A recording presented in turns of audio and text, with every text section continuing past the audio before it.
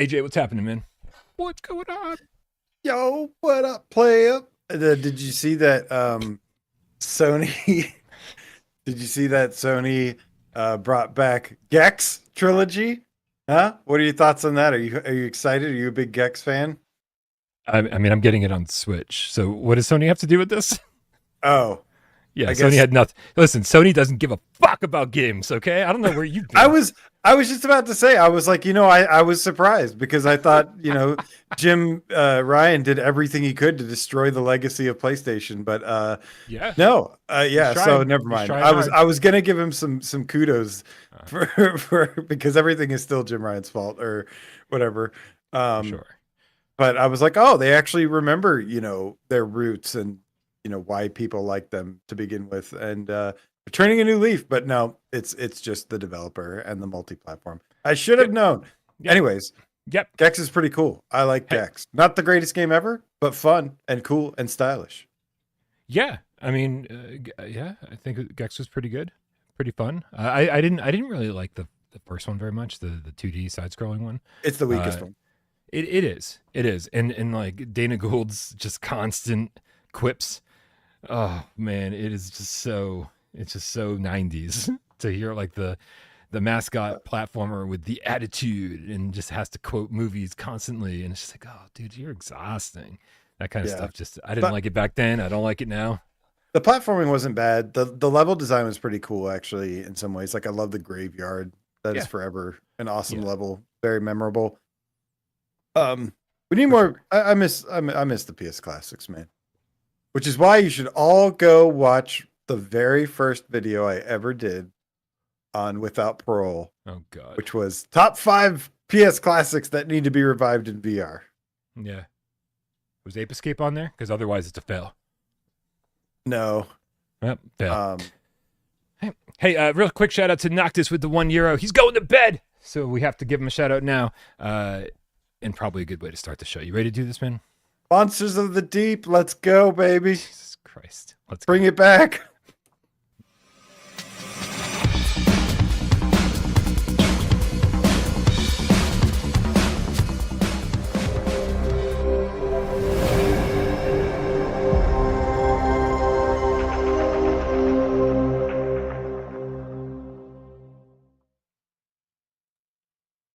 This is PSVR Gamescast Live. We film live every single Monday, Wednesday, and 2 Wise Friday right here on YouTube. We do it live 6 p.m. Eastern for your viewing pleasure. I test the lighting before starting the show, and now it's like, just this like, yeah.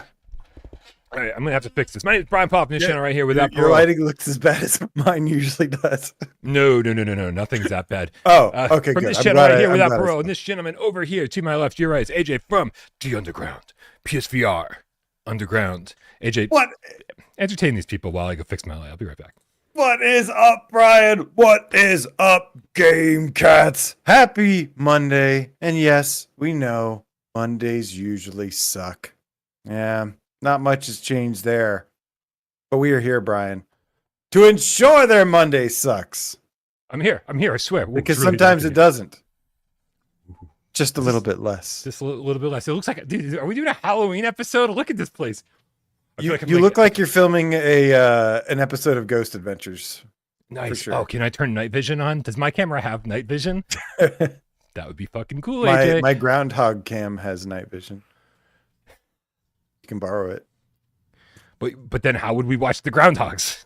That's a good question. Here's a good question. I'm just gonna toy with lighting the entire time here. It's gonna be broken. It's gonna be terrible. Dude, what's been going on, man? We haven't done an episode of Gamescast Live since last Monday.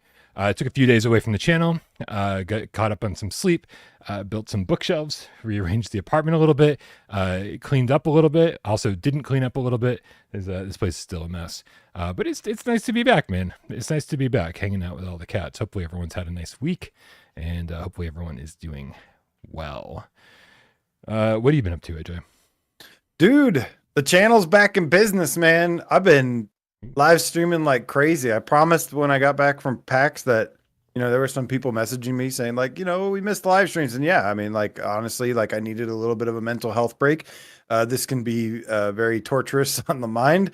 And dude, yeah, last week, well, about 9 days ago, starting with 9 days ago, I streamed the new Hitman update, loved it, which I think we talked about. I did, within the last couple days though, I streamed Zombie Army VR, which I had some fun with that. I had the most ridiculous intro. If anything, just go watch the first minute and that's all you need to see. And then be like, AJ, you're a fucking idiot. And I'll be like, I know. Did my interactive chat, talked about Reach, and a bunch of other things. And then of course, Saturday we had, the Midnight Walk update and I streamed that. So looking to get the channel back on track, getting the content going again. And, it's been a lot of fun, man. I feel reinvigorated after having a nice little, break, mental health break. Cause yeah, like I said, it can wear you out, man. And sometimes you just, in order to get things going, sometimes you need to step away for a minute.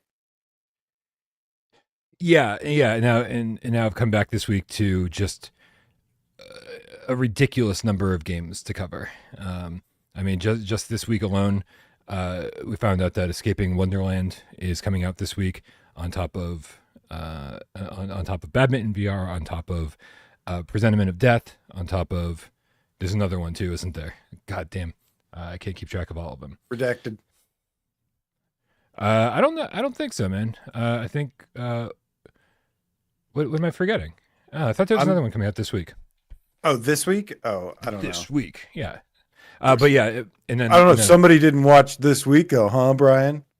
I do not watch this week when I'm done with it. It is that was 2 days. Like I was like, oh, you were gone for almost a week, and I was like, well, two of those days were completely occupied by making PSVR this week. It was a massive episode. It was a lot of content. Maestro. Maestro. Thank you. Which welcome. Dude, definitely definitely wasn't Johnny Ripop the stray cat in the chat. I am so confused by Maestro. They sent like a month ago, they sent us an email saying, hey, fill out these Google Doc forms if you're interested in reviewing Maestro. One was for, you fill out one doc for the review key and one doc for the DLC, the Star Wars DLC. And I filled out both of them. And then I get an email today going, hey, are you interested in a review key to cover Maestro? Like, yeah, bro, what do you think what were we doing last month? Why did we fill that shit out like fucking 3 weeks ago? And so I am confused by some of these studios. And then we know that Undead Citadel is coming out by the end of the month, but like, how do we not have a release date for that? I don't know. Like, anyway, it's just a lot of stuff happening all at once. And I know people ask me about my Zombie Army review, and that's not happening. That game bores the crap out of me. That's my review. I can't finish playing it because it bores the crap out of me. You're welcome. 5 out of 10. Although saying 5 out of 10 after saying I can't even finish it because I'm so bored feels generous. Maybe 4 out of 10. Let's go with that. Yeah, I feel like I'm gonna have to finish it in spurts, like play it here and there. I had fun live streaming it, honestly. But yeah, I think if I wasn't streaming it, I mean, I've played it not streaming, and I had the same issues. I got bored. And I couldn't finish it either. I had like 3 levels left. I couldn't do it. I was just like, oh. But I'll get to it eventually. World of Longplay says play it in co-op. We did that. I played it solo. I played it in co-op. I just don't think it's a very good game. I co-op think they was missed even the mark. worse for me. Yeah, co-op was worse. Not because I was playing with you, because the X-ray kill cam is like one of the best parts of the game. Yeah. Agreed. X-ray kill cam is awesome. It's very satisfying. And when that just gets disabled completely in co-op, it's like, that takes away something. And then also when you're in co-op and your partner hits a checkpoint, you just get fucking teleported to it. It takes you out of the experience. And so like, instead of playing through at your leisure or the way that you want to and explore, I mean, you've really got to be like, hey, don't get to the next checkpoint. Don't get to the next checkpoint. Like hang back here. And it's just, I don't know, man. I don't know. We've got a lot of good games that are similar to this. We've got a lot of good zombie shooters. We've got a lot of good arcade zombie shooters. A lot of games that are doing what this game tries to do, but better. So I'm not going to waste my time with the one that doesn't do it well. You sticking your tongue out at me? Put that tongue away. I was not, but okay.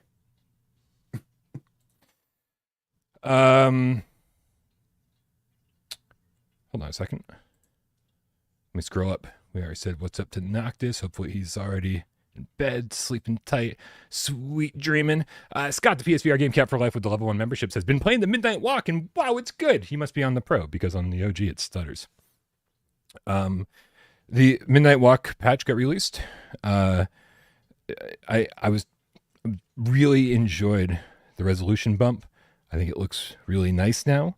Oh, it looks so good now. Yeah. It's what we were hoping for at launch, resolution wise.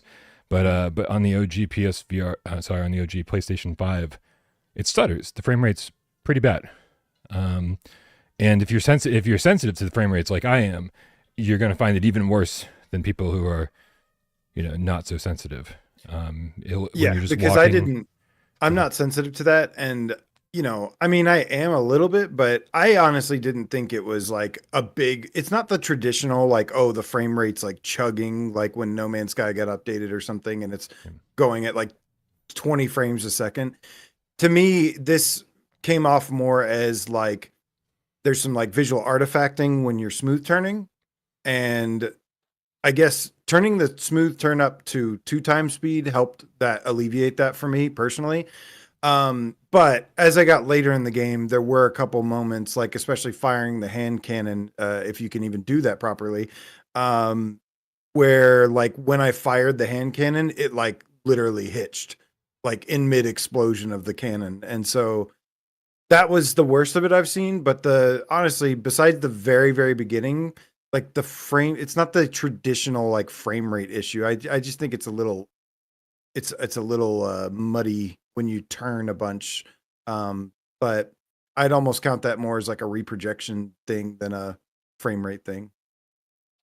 I mean, Hubris had heavy reprojection while smooth turning. This has frame rate drops while smooth turning, making the reprojection seem so much worse.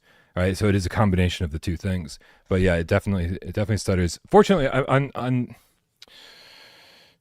the PlayStation 5 Pro, things get smoothed out just by nature of the raw horsepower pretty well. You're still going to see frame rate drops. You're still going to see frame rate hitches here and there, especially when things are loading. Like if you open that early door with the key, you'll see like this little chug. But man, at least just the everyday movement, walking around and looking at the ground and smooth turning around the environment, at least that's all smooth, right? I think it's completely playable on the Pro. I barely complain about the frame rate hitches on the Pro. But on the OG, I saw, who's it? Chris White in the chat. It says Midnight Walk is terrible on the base PS5 now. My first playthrough pre-patch was great and smooth, and now the frame rate drops are so bad it's unplayable. I really hope they fix it, or I'll never go back. I'm more in his camp than your camp, AJ. Which is fine. I think it's really rough. Yeah, I think it's clear that we disagree on this, which is fine. Because we're both, sensitive to different things. I don't think it's the thing that makes it almost unplayable for me is the cannon glitch, the hand cannon glitch, where, I mean, you can hold the hand cannon and I'm holding it right out in front of me and it's going like this, like crazy. And it makes it really hard to like aim and shoot. That to me is the biggest issue with this patch. I actually think it looks pretty good overall. Yes, there is like a little bit of frame like hitching, small stuff. I chalk all the visual stuff up to just minor issues. The hand cannon one is very annoying to me, and that's what ultimately made me stop. But up until that point, like I was like really blown away and it was really close to the PC version that I've played. Obviously, I've played through the game on PC first because of the horrible issues at launch, and I was like, this game means too much to me. I'm not playing this way like it was so blurry. Like I'll take the visuals of it now. I'll take this over the blur and whatever it was all day, every day. Like, because to me, it just visually looks so much better, and it looked like a PSVR 1 game before. But that being said, there's still a couple other issues, that need to get ironed out, which is unfortunate. And I'm like, listen, I know this is a small team. I know this is a very ambitious game, very small team, but I don't think there's any excuse for this. I think it's unacceptable that this happened. And it honestly comes off as like they don't give a shit. And it's like, okay, this game didn't sell a ton. It didn't even top the top 10 charts for the flat screen games. And so like your next best audience aside from the PS5 flat screen is the PSVR2 base, which I know is smaller, but is also, we have proven over and over that we will outbuy other platforms because this is just like, if this is the core audience for this type of game. And so they're really like, it's quite the blunder here, what they're doing with this. At launch, it was awful. And now even, we waited patiently for a month. Now I'm like, okay, your excuses are gone. Like there's no more excuses. Like, why isn't this in an acceptable state after making us wait and everything still? And it's just, I don't know. It's playable now, but it's still like disappointing, like how much better it should be. Yeah, listen, they're a small team, and so always say, hey, like you didn't nail the launch, and I would actually be totally fine being like, oh, it's been a month later and they're still working on it, but man, their socials suck. Whoever's running their Twitter account like needs to stop. Like, dude, stop talking and hand over your socials to somebody who can fucking talk to the community properly. Because what they're doing over there, just like they did when they initially launched the game and it was blurry, they said, oh, it's fine. Oh, and if you don't like the darkness, if you don't like how the grayed out backgrounds, and turn the brightness down, right? Yeah. And they didn't make it sound like they were going to fix it. Day 1, day 2, didn't make it sound like they were going to fix it. Day 3 or 4 comes around and they go, oh, yeah, we're going to get a resolution patch out. Don't worry.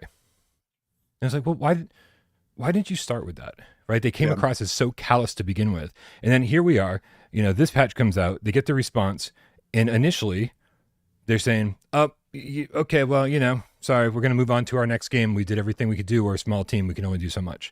And then a couple days later, they say, oh, well, we take all of these concerns seriously, and we're going to look into all of them. It's like, well, what's this initial reaction bullshit of acting like you're callous and too good to deal with the issues that your game has, acting like they're not problems when they are? Oh, well, not everyone's experiencing them. Bro, not everyone is susceptible to frame rates. Not everybody, like the same way that some people go, oh, the mirror makes Metro unplayable.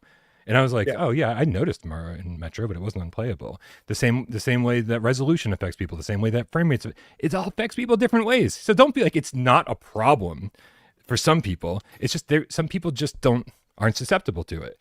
And I think that there's a lot of hubris over there that needs to be put in check.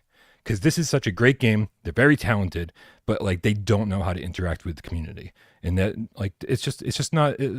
Come on, have a little bit of empathy and say, oh, hey, we're looking into everything from the get go. Don't make us don't tell us, oh, we're sorry, we're moving on to our next game, and then a couple of days later be like, oh, sorry, we didn't mean to be a dick. They didn't apologize, but that's sort of what they're doing. Yeah, the communication's weird, and then like the stuff they asked me to do, they're like, okay, they're asking me to boot their. They're asking me to boot into safe mode, right, and clear the cache of my PS5. I'm like, what? Like, to fix the tracking? Like, fix your game. Stop it. Fix the game. I don't have to do. Brian, I've been doing this for 8 years, covering over 500 PSVR games. Nobody has ever asked me to boot the system into safe mode and try clearing the cache to fix it. I wanted to do it just to rule that out and be like, no, just to prove a point. But I couldn't even bring myself to do it because I was like, this is fucking stupid. I probably will do it, but I'm just like, no, you fix your game that you are trying to make people pay $40 for a 5-hour game. Like, fix it. You have people that test it. And I don't know what Fast Travel like. Obviously they're the publisher, but it's like guys, you were doing really well for a while. Like you're experienced VR developers. Like, what is going on over there, man? Like this is honestly, I'd never say this, but this really seems like they don't give a shit. And it's like, why? Like you're leaving out more customers. Do you not think people are over here paying attention? Anybody cares? Well, guess what? We're here and we're saying we do care and we do want the game to be working. Please. It's the least you could do for your $40 game. It's funny that it took us each about 5 hours to get through this. And then I've heard multiple people over the last couple of days be like, I'm 7 hours in and I haven't finished it yet. And I was like, wow, here, I really thought I took my time. This is a fairly linear game. I shouldn't even say fairly. It's a linear game with only so much room to explore. I'm like, what is everyone doing? Did I miss part of the game? Is there a different road you can take where you miss a whole chapter? And I'm not even complaining about the length of it. Like I thought it was a well-told story, told over with good pacing over the course of 5 hours. And I was like, I'm just shocked, but I'm really happy, right? Because like if people are enjoying it so much that like they're going even slower than I did, that's great. Listen, great game. Technical problems abound. That's all it is. So hopefully they'll figure their shit out over there. I don't want to keep talking about it. Looper says it was 4 hours for him. So it was 5 hours for me, like really taking my time, but I didn't get like every tape, every collectible. So I could see, so I can play it. Plus there's another ending. So I'd want to replay it. I like this game a lot, but I'm just really disappointed in the handling of this version. Yeah. For real. I didn't get all the collectibles either, which so it is always funny when you're like, oh, I'm taking my time and I'm thinking I'm getting everything, and then you walk into Housey and you just see all of these missing movie clips and sound and vinyls, all this. It's like, wow, this just I'm like, what? How did I miss all of this stuff? Anyway, I'm glad that they are making progress on it. At least I'm glad that they've done work on this since launch, and it does sound like they're going to keep looking into the issues, and so hopefully they do, and then we can and then just praise it to no end when it's finally resolution and frame rate acceptable. Gamecats, specifically a White Tiger with the Canadian $2 tip, says if Sony skips VR, I'm skipping PlayStation. Simple. Is Sony skipping VR? Is that what's happening? I don't know. I think we should talk about this. A lot of things have happened over the last few days. Sony did their PowerPoint presentation for investors and left out PSVR2, and people got real mad that they didn't even mention PSVR2. I guess it's over. The sky is falling, as it has been, AJ, since 2016. This is nothing new. And I'm not giving Sony a pass and being like, oh, well, obviously they shouldn't have included. No, they should have. Like, we're just asking them for, the lowest effort imaginable. But somebody beat us to the punch big time on this, and I'm really, really happy they did, because this was posted in quite a few places. I saw this on Twitter. I saw this on Reddit. Somebody posted let's see if I can't bring this thing up like I want to. Around. Yeah, a petition to take PSVR2 seriously. Now, I've pinned the link to this petition in the live chat. I've also put it in the description of the video, so if you're watching later, it'll be easy to find. And so, I definitely want people to sign this. I definitely want people to show their support for this. And I got to be honest, AJ, when I first saw the title of this petition, I rolled my eyes a little bit. I was like, petition for Sony to take PSVR2 seriously, and I'm like, what? What? Yeah. But it's so well written. Then I'm like, okay, good. I'm glad I read most of it.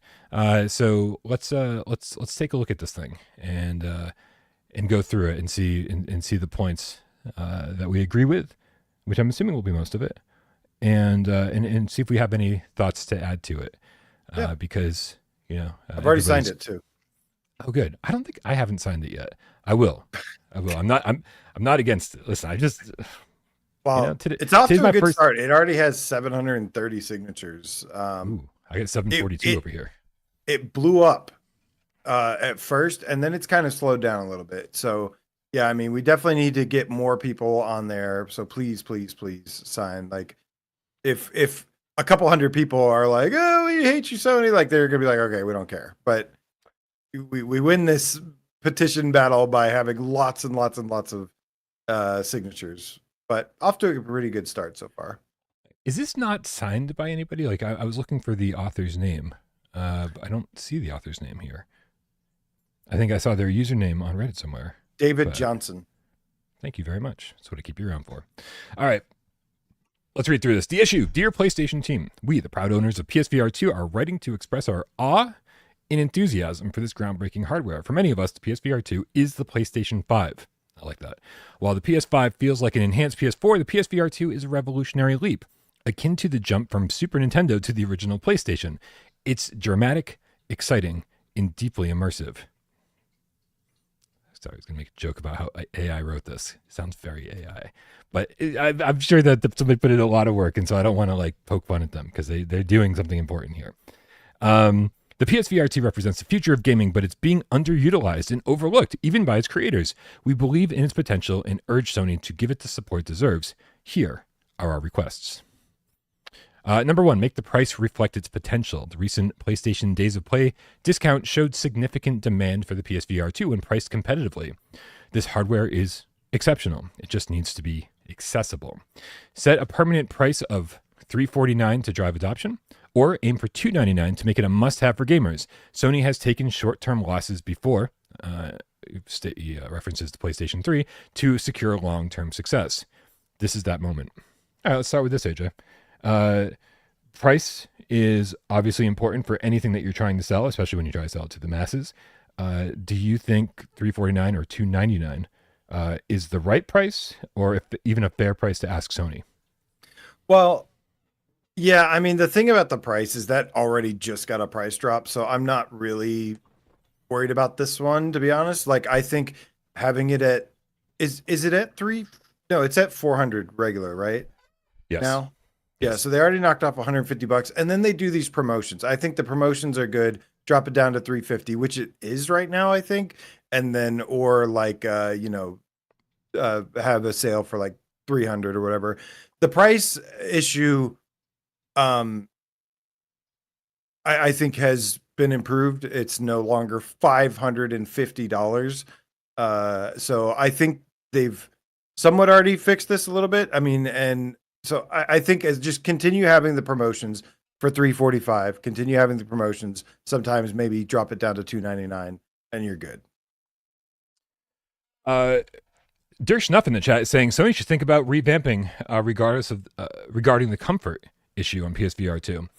I agree. I feel like in order to get the price down to where we want it to be, where this petition wants it to be, and where it would be cheap enough for most gamers, they could go in and maybe update the innards of the PSVR 2, with some now cheaper parts. It's been out for over 2 years. You got to assume that there are ways to make this thing cheaper. And on top of that, the PSVR 1 was infinitely more comfortable. Finding the sweet spot is more difficult. Keeping in the sweet spot is more difficult. The lenses, some people have the lenses riding up against their nose somehow. I say somehow, but like everyone's face is shaped differently, so I get it. That's got to happen. And so I feel like it needs a slight redesign for the comfort to make it as comfortable as the PSVR 1, right? I mean, just use the design docs from PSVR 1 for as far as the Halo strap and comfort stuff is concerned. And make it. And I think $299 is right, man. Like if they want this thing to succeed, they need to prove it. And I think holiday 2025 would be a great time to just go, hey, we've heard you. We know that you want this thing, but we know it's too expensive for a lot of people.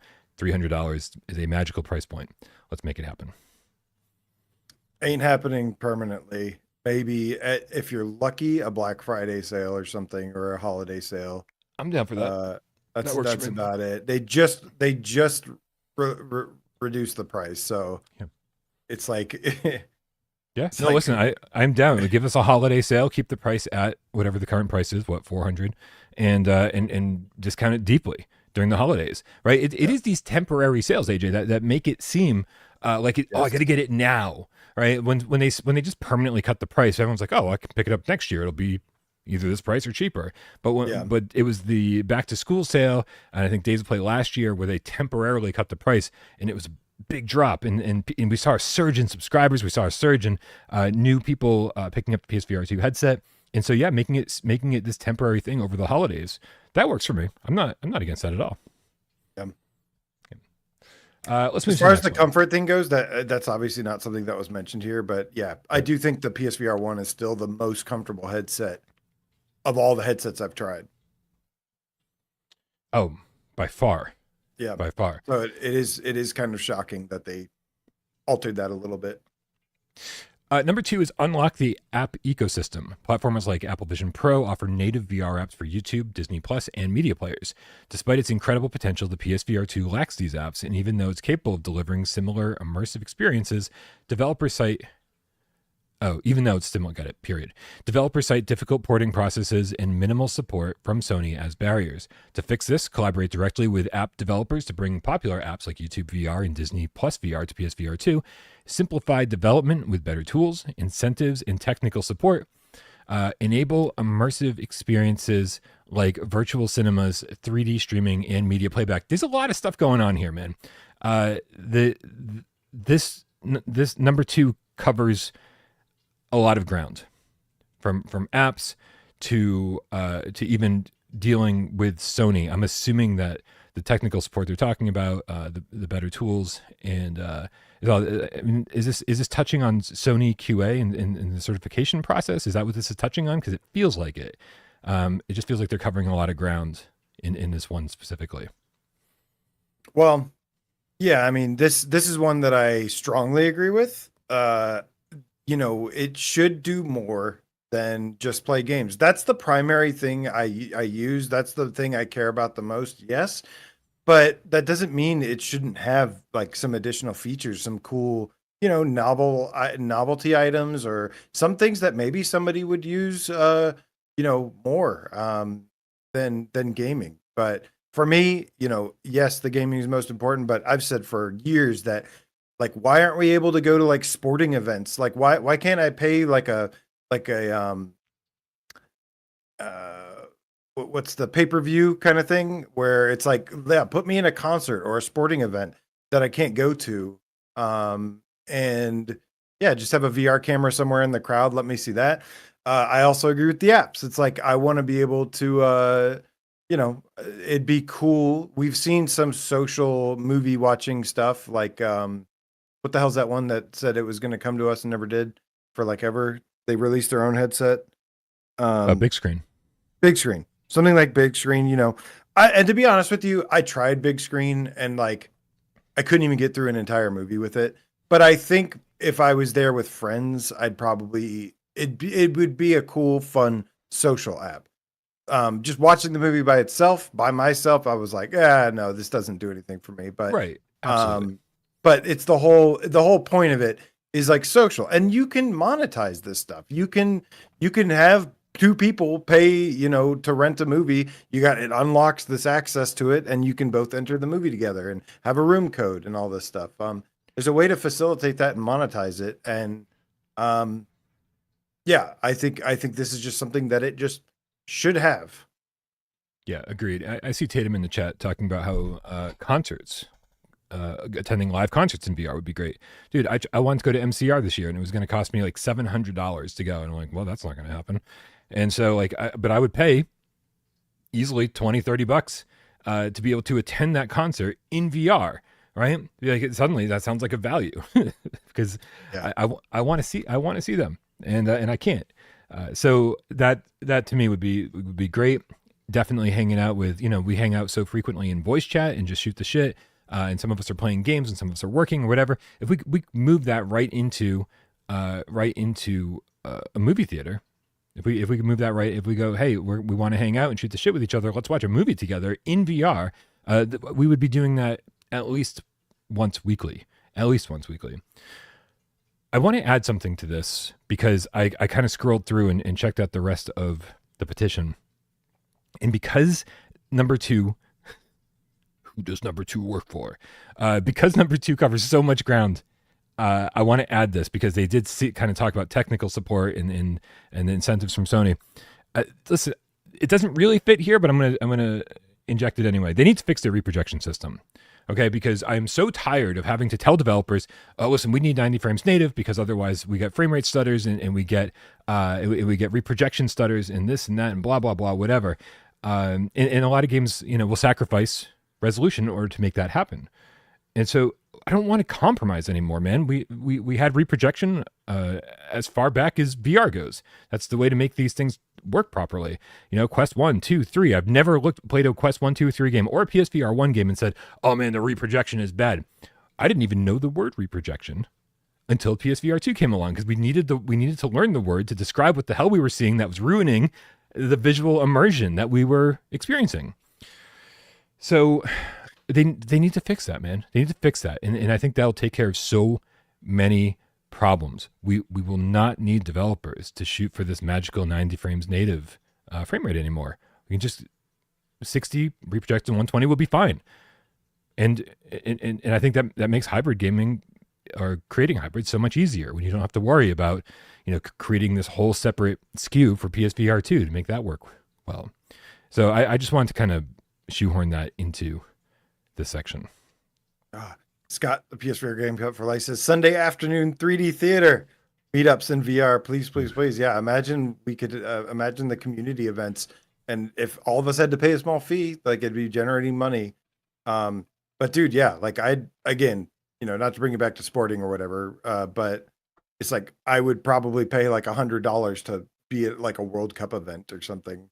No joke. And I don't even watch football or soccer, but it's like I would just love. I would if that was an option. We're gonna move down to number 3. Restore 3D Blu-ray support. This is interesting. I feel like this should have been part of the last one. Yeah. And then they could have included this in number 2 and then given reprojection its own thing. But anyway, this is Sony pioneered Blu-ray and VR is the natural evolution for 3D movies. Yet the PSVR2 cannot play 3D Blu-rays, an oversight for such an advanced headset. This was available on PSVR 1. Please bring it back. Unlock 3D Blu-ray playback to make PSVR2 a true home theater solution. The hardware is capable. It just needs activation. Is this them just not wanting to pay the license or something is that what this comes down to? I'm not sure, but this is another one that I really agree with. If I'm going to watch a movie with a VR headset on, the number one reason to would probably be like a 3D movie, to watch it in 3D. I feel like the only reason to, other than the big screen thing we talked about. Yeah, that was actually surprisingly a pretty popular feature with PSVR 1. A lot of people always talked about Dread or Avatar or Star Wars. Yo, I watched Finding Nemo. It was beautiful. Yeah, but see, on the PSVR 1, that was a problem because Finding Nemo probably looked great. But live action, like animations and CGI looked fantastic, but the resolution was so low that live action stuff looked really bad. So yeah, it was like that would have been nice to have something that carry it over to this gen. And yeah, man, you've got your Sony Pictures Core app. Add some 3D movies to it, make it 3D playable with the headset, and boom. Now, as Ryan says, I'm not going to watch movies in the headset, too uncomfortable. But what if they did what we asked them to in step 1 and made it more comfortable? Yeah, no, I agree though. I agree. It is kind of uncomfortable watching movies in a headset, but again, the way you make that work is either make it 3D movies capable, or make it social, like where you can be together. And so like you're hanging out, watching a movie, having fun. Gives you a reason to do it. Absolutely. Number 4, market the PSVR2 as a game changer. The PSVR2 delivers unparalleled emotional and immersive presence, but most gamers are unaware of it. These are the steps. Launch a bold marketing campaign to showcase its revolutionary capabilities and highlight what makes it unique, true presence that redefines gaming. this is a tough one, man. This is a tough one, right? Because, and this is actually where I go to bat for Sony, because logistically, because I firmly believe that they could market PSVR2 with $1 billion ad campaign, right? They could do what Meta did. And I just don't think that the audience is there yet. I just don't think you're going to convince people, especially through marketing campaigns. And so suddenly that $1 billion ad campaign, we go, man, it brings us back to Concord. Think of all the better ways that money could have been spent. Think of all of the games they could have been developing, or all of the money that they could have given to third parties to bring their games to PSVR2. And I would always rather have that.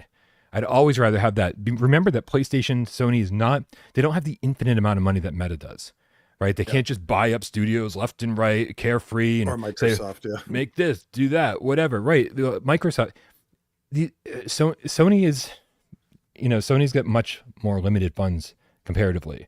And so I feel like the reason they haven't done this massive ad campaign is because they've done the research and they know how much return they're going to get on that, right?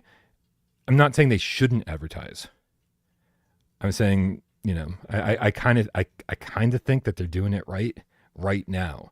But, with all the PlayStation blog posts and posting about PSVR2 on Twitter, and doing that, we've moved so far away from traditional advertising that I don't know if traditional advertising really works that well. Well, tell me I'm wrong, AJ. Do it up. I'm ready. You're wrong. No, I'm just kidding. I think right now, having PSVR games, PSVR2 games on State of Play, and doing the blog thing, like, I think at this point we'll take what we can get. And I think, I am okay with this as long as, like, there is some sort of PSVR2 presence. I mean, we've seen the effect that putting a game on State of Play, their only showcase that they do, is a big deal. That being said, I'm okay with some of the things they're doing right now. Again, because we just had Thief VR shown off, and we just had Luminous shown off, and it's like, yes, that is enough to kind of keep me just enough satiated for now. But the God's honest truth is that the marketing overall for this thing has been abysmal. I mean, to the point to where I thought that, like, Jim Ryan was actively trying to sabotage the thing, despite and being, like, forced to launch it. I mean, it makes it's laughably bad. But there was glimpses of hope for a little bit, and then it's like, oh no. But this is something they've always kind of struggled with. And it is, understanding the full big picture is that sometimes when they push too hard with this marketing thing, they get a lot of pushback from the other, the player base, like that doesn't play VR just yet. So yeah, if you remember the very first, I mean, their timing is awful. It's pretty much always been really awful. I've complained about it for years. But the truth is they did a lot more last gen, and they've done a lot less this gen. And the big problem is that there's no headsets out in display places. There's no there's no headset demo stations, like, anywhere. Which people do play VR. Like, I have VR, I have arcades, regular arcades, and every time I've gone there, people have been putting on the headset. So it's not a COVID thing, it's not a germ thing or whatever. It's like, no, people will play that if they're there. That's how most people played PSVR 1, was everybody went to, like, a Best Buy and they had, like, a Eve Valkyrie or something there to play. That's how I freaking played PlayStation for the very first time, was a demo station, Brian, with Battle Arena to Shenden and Jumping Flash VR. And that's what made me go and buy a PlayStation. Wait, Jumping Flash VR? That's a different news story altogether, AJ. Yeah, sorry. Nobody, the problem is that not a lot of people know about VR in general.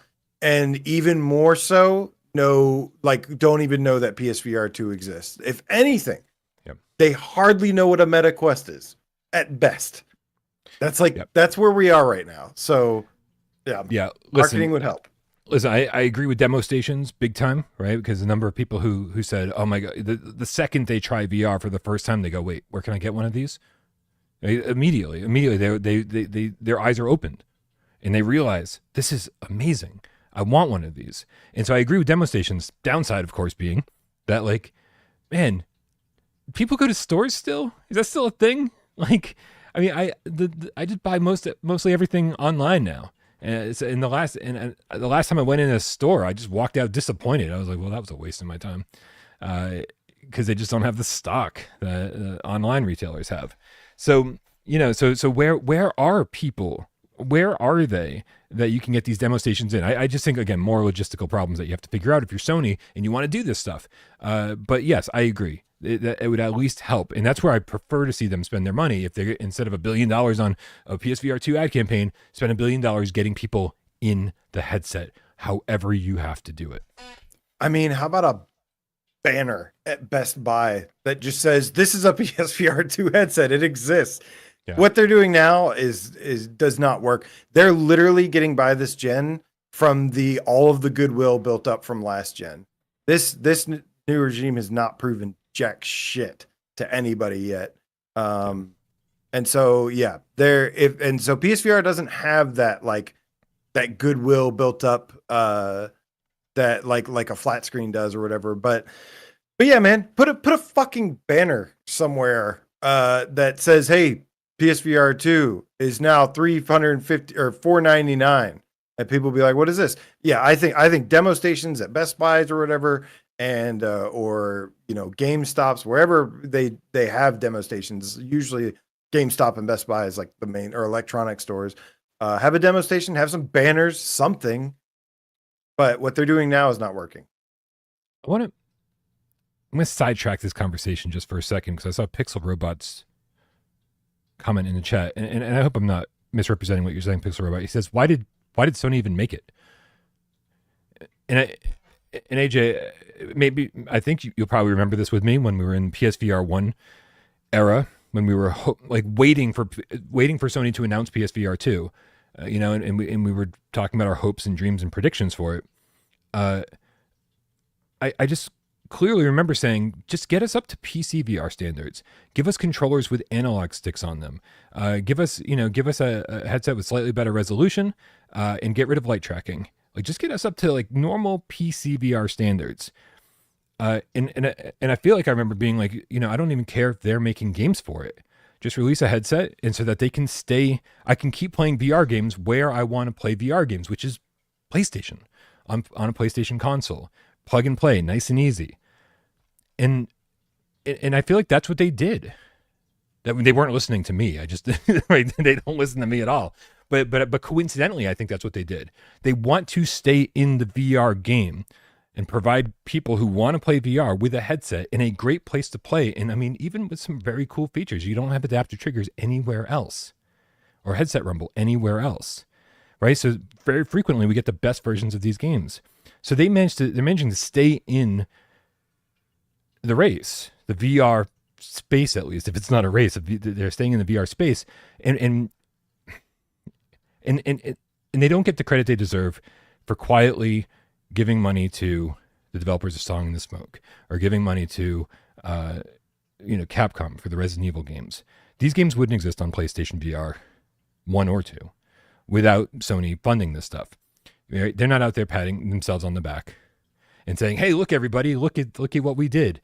You know, even games that you wouldn't expect Sony to have given money for. I guarantee you. I don't know if we'd ever be able to confirm this, but like games like Behemoth and Metro, Alien, Synapse, man, that's one we do know. Well, we 100% know that, right?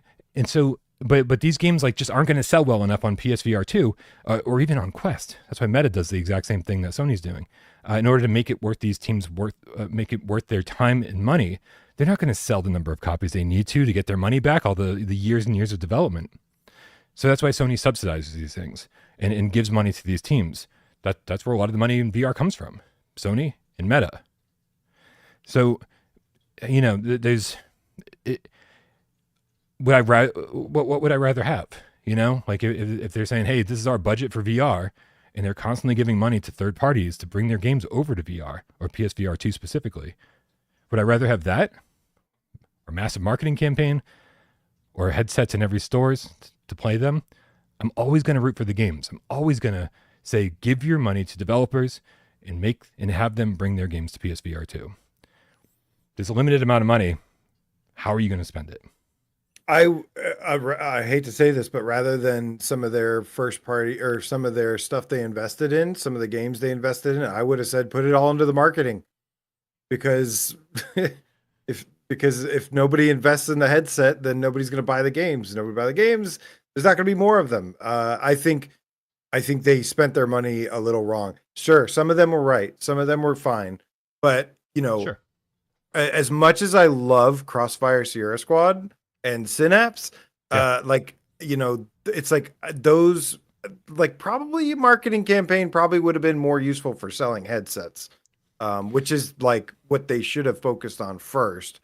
But yeah, like I said, their launch was so bad that we didn't even think it was we thought it was a soft launch. I coined that term, the soft launch. And you were proven wrong over and over. Yes. Yeah. And I own it. Because I was so, same. I was like, it was so bad that, like, I was like, oh, this is, they're testing the waters. They're getting ready. The way they handled, like, they announced Gran Turismo at the last second. Yeah. Jim Ryan comes up on stage. They show fucking 5 seconds of it. Right. Didn't tell us it's the full game. Didn't tell us anything. Didn't tell us any information. Could have been a VR mode, right? Could have been a throwaway something. And yeah, it was but so hard to get excited about. Yep. It was so bad. Well, I think that kind of brings us to number 5. Yeah. Number 5 is, there's 6. I thought there was 5. Number 5 is develop first-party VR games. Sony owns iconic IPs like Uncharted, Spider-Man, and Astrobot, perfect for VR. If Sony isn't creating next-gen VR experiences with these franchises, why should third-party developers invest? Announce and develop ambitious VR titles using Sony's own IPs. Lead by example to inspire the industry.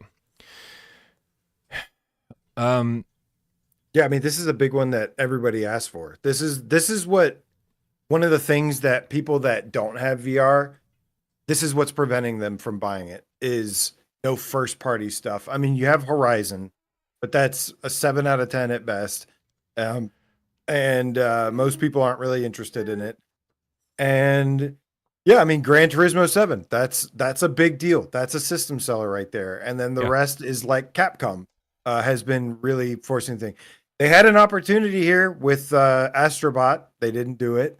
But I also agree that, like, something like Spider-Man, I've said a billion times, Spider-Man would have been like a huge seller for the thing, but they're so scared of motion sickness or whatnot that they decided to make a boring ass climbing game instead. And it was a stupid idea. Yeah. They need to get over that. They need to, and there's going to be a lot of people who are not happy being like, I can't even play this game. This looks like a vomit simulator. And it's like, well, listen, a lot of people started off getting motion sick in VR. You get it, if you really like VR, you're going to have to go through the motions in order to get comfortable in there. And that's going to require a little bit of work on your end, but it simultaneously means we're going to get better games. Spider-Man would be really difficult, I think. We've talked about it a lot, but that Spider-Man, let me rephrase. A hybrid Spider-Man game might be really difficult. Built from the ground up, Spider-Man in VR might be totally doable. And I think that's where my addendum for point number 5 comes in. We saw what happened with Horizon Call of the Mountain, built from the ground up, right? And a lot of people were very disappointed in that game, despite how good some elements might be. A lot of us just wanted a full-fledged Horizon game, and would have been much happier with Forbidden West or Zero Dawn, just ported into first-person VR, which is got to be so much cheaper to do, much cheaper than building a game built from the ground up for VR. And so that's why, like, this hybrid thing needs to happen.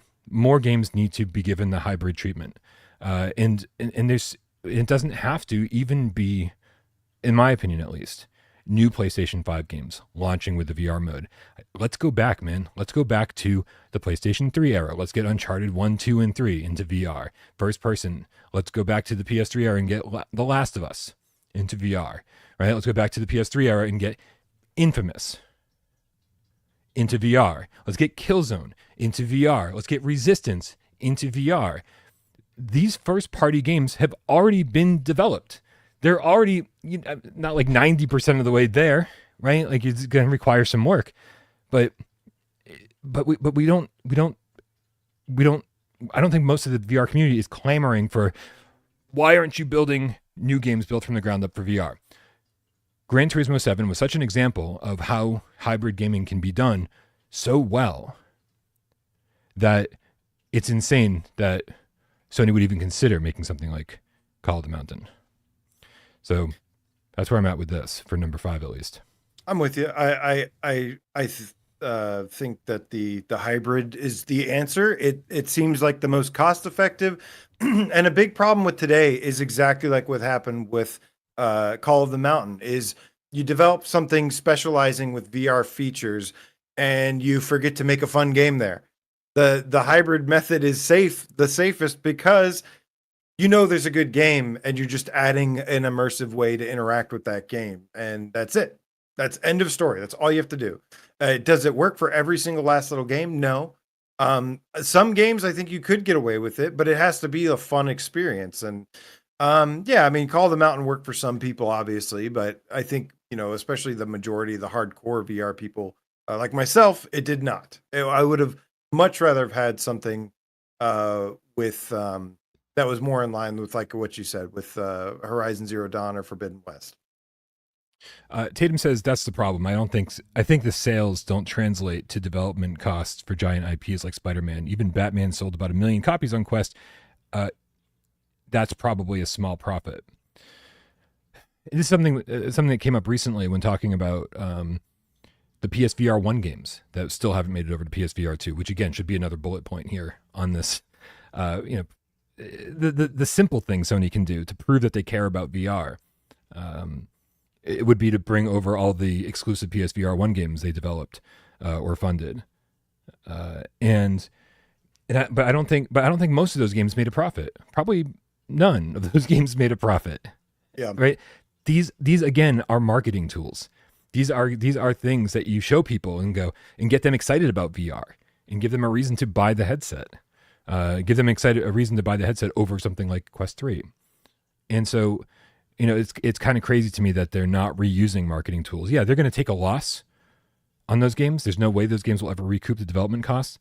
But if Blood and Truth didn't recoup the development costs, let's fucking port it over to PSVR 2 and use it again as a marketing tool and make a little bit more money.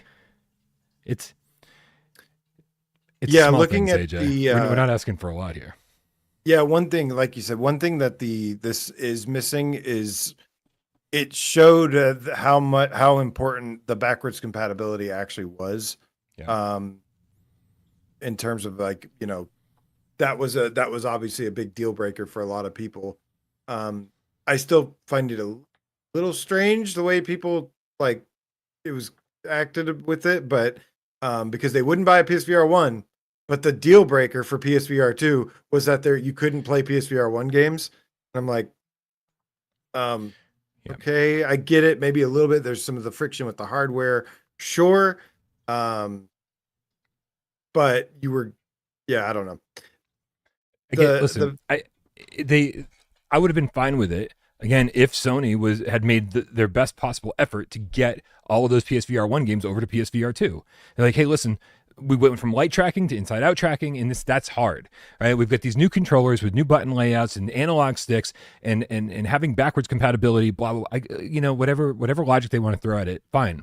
But then you gotta soften the blow by saying, there's no backwards compatibility, but all your favorite games from PSVR 1 are going to make it to PSVR 2. We're going to make sure of that. We're going to work with developers and make that happen. Yeah, we made that a point. Yeah, we made that a point over and over. It's okay to not be backwards compatible if you bring Farpoint and Firewall 0 Hour and Astrobot and Wipeout and Blood and Truth and Rush of Blood. You bring these over and PSVR Dreams, or not PSVR Dreams, well, Dreams. That would have been, nobody would have cared as much if these games came over. But like, yeah, these are some of the best VR games I've ever played, and they're not on this platform is pretty shocking. And they're first party. It's their games. Like, and you had the studios, you had the resources, but again, they decided to force them all into trying to make live service games. And I don't know. There's some shitty stuff going on over there for sure. They're a disaster. Number 6. Facilitate MetaQuest ports. The MetaQuest has a robust VR game library, but many developers skip the PSVR2 due to challenging porting processes and a lack of Sony outreach. To address this, provide clear documentation and developer tools, and then offer porting incentives. Yeah, I think some of this is already the case. You look at a developer like I just lost the developer studio name who made Blade and Sorcery. Right? It's not like they're not interested. They've been talking about wanting to bring Blade and Sorcery to PSVR2 since a year before PSVR2 was announced. It's a lot of these studios, when you're dealing with VR, a lot of these studios are just really, really small.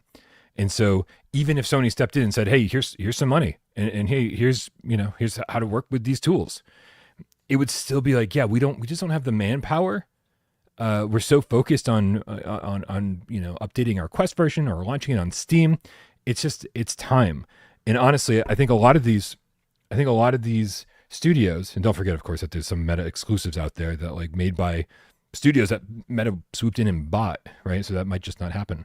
But to everyone else, the narrative is just changing now. We're just getting to the point where developers are saying, well, we're selling way more copies of our game on PSVR2, even though it has a smaller user base. And then a lot of developers are also saying, hey, look at the massive improvements we've made to our game. Look how crazy adaptive triggers and headset rumble and the higher fidelity and the better shadows and this all make our game. And so that narrative is just starting to get out there. And so I think we're going to see between now and next year at this time, a lot of announcements from people who have brought their game to Quest, are looking for more sales and would like Didn't get any traction on Quest, yeah. Right, or just want to make these developers want to make the best possible version of their game, and I think some of them get really excited about the features on PSVR 2, and so I don't think that's what's bringing them over. Some of them maybe, but I think money and sales and having a community support is definitely the biggest factor for them wanting to bring it over now. Big time. Yeah, we're already seeing that start to happen. So we're kind of okay on this front. Like, but they are right about the lack of Sony outreach to certain studios. Like I've talked with several studios where it's like, yeah, like they don't talk much. They don't show interest. Meanwhile, like Quest or Meta will be like, yeah, like let's do this. We'll give you this, and we'll give you this, and let's. How about you do this for us? And like, yeah, they've lost that. Ever since, like, especially now that like Shoe's gone and stuff like that, like they don't have that kind of person. Like without Shoe, I'm like, well, who's doing it now? I have no idea. The answer is nobody. Yeah, probably. Right. Shoe was that guy. There used to be a team internally at Sony and who worked so closely with developers, especially around the launch of PSVR 1, and it was like this family, this community, everybody working together because they really believed in PSVR 1, and Sony was at the helm, bringing these developers together, sharing secrets. So they'd be like, oh, how did you get this to happen? Oh, and so all these different developers were talking to each other. When we talked to Chandra Ekanayake from Outer Loop Games, he shared a lot of that with us, and that just doesn't exist anymore. There is no internal team bringing these studios together or helping them out. And I hope, we've talked a lot about the missteps of Sony over the last 5 years. And I hope that as part of their restructuring process, to get back to what makes PlayStation special, this is one of the things they go, hey, we don't need a massive team dedicated to PSVR 2 in-house, but we need a team. We need people who care about this thing and really want to give it the attention it deserves. And even having a small studio of 5 to 10 people porting PSVR 1 games over to PSVR 2, or helping to make more of their first party games hybrid, that kind of stuff. If we got one first party hybrid a year, I think everybody would be like, that's fucking great. Sign us up. Yeah. We'll be very happy with that. Right. Well, and the thing is, it's not like the other stuff they're doing is like some huge success, like either. It's like, okay, I wouldn't like it, but let's say they abandoned like VR and did something else that was super successful. I guess the closest is Astrobot, but I don't think Astrobot, as well as that's probably doing, I don't think that's like, doing. It probably could be, something much bigger. It's not. It's probably not doing. If I had to guess, it's not doing like God of War or Spider-Man numbers or something like that. But you look at a lot of their stuff that like they are spending lots of money, but they're just lighting it on fire. I mean, you look at stuff like Concord and some of the and now the stuff with like Bungie, and it's just like, man, they didn't used to always hit, but they weren't just burning all this money. And the same reason some of the flat screen gamers get mad at VR, like, oh, you're using all the resources on VR, blah, blah, blah. It's like, well, you probably would have been better off using some of these resources on VR than what they were doing. Like the whole situation is just meh. Up to 773 signatures on this. So it's nice. It's nice. We got a nice little boost here during today's show. Helping this thing get off the ground. All right, we're almost there. Let's get to the final thoughts here. PSVR2 is a revolution. Act like it. PSVR2 is a sleeping giant, delivering experiences 1,000 times more intense and emotional than flat screen gaming. It's the next generation of play, but it needs passionate visionaries to unlock its potential. We, the PSVR2 community, are brimming with enthusiasm and ideas ready to help. Sony, consider hiring or collaborating with dedicated fans like us to champion this platform. Your current approach feels like it's missing the spark of that this hardware deserves. Together, we can make PSVR2 the future of gaming. Sincerely, the PSVR community, signed by David Johnson, who started the petition. What do you think, AJ? Any other points that you feel like need to be added to this? Well, I do think it's a pretty awesome headset. And I think that right now, there's a reason it won't go away and it won't die. And that is because it's basically survived by word of mouth. I've often described, as many times as like some of these media outlets want to say VR is dead, which they only say that because it's not generating revenue or whatever for them otherwise. Then that's all that they care about these days is like, what's the biggest rage bait, clickbait thing we can do? The media, games journalism has gone to total shit for a while now. But this thing, I've described PSVR as a zombie that you like can't kill. It's like undead, where it's not necessarily doing great, but it's also doing just enough to where it won't die either. And that's a big kudos to the community, our community and everything. And, other people, other communities out there. I do see some, a lot of people, they see this and they go, oh my God, like I didn't know this thing exists. And now this thing has completely changed the way I look at video games forever. And you can't stop that. You can't stop that from happening because it exists now. And it's here, and it's gonna spread by word of mouth over and over and over. And if that's the way PSVR2 has to survive, like it will, as long as developers keep developing games for it, as long as there's something to look forward to. But the whole point of this article is that with like Sony can support PSVR2 a little bit better than what they have been, a lot better, and they don't have to. We're not saying like, take away everything from flat screen gaming. Flat screen gaming is not going anywhere, but I also think that VR is not going anywhere. So if anything, if Sony were smart, they would take advantage of this as adding some new people as VR continues to grow, add another chunk of little gamers that will buy these games that they otherwise wouldn't. I would have never played Hitman. There's like so many games and popular IPs that I would have never touched if not for VR. Yes, these games didn't really need my help. They were doing fine. But the point is like, if you actually care about gaming, then you getting more people to play it, more people that otherwise wouldn't be interested, can only be a good thing. Well, I gotta say, VR has given me so much more interest in gaming. Again, I was losing interest in gaming beginning of PS4 era. And not that it was never, not that it was ever going to stop being a hobby of mine. It was just going to be less of a hobby of mine. You know, I was going to pay attention to way fewer games. And so now that VR's here, and it's been here for almost a decade, at least on the PlayStation front, it's been so good, man. I complain far less about the lack of AAA games than most people. I mean, and don't get me wrong. You know, when Resident Evil 9 trailer drops, we're all like, "Oh, please, please, please, please, please, please, please, please, please, we desperately need it. Please give it to us." But I am so happy that all these independent studios with smaller budgets are just, I mean, out there killing it and really showing people what VR is capable of.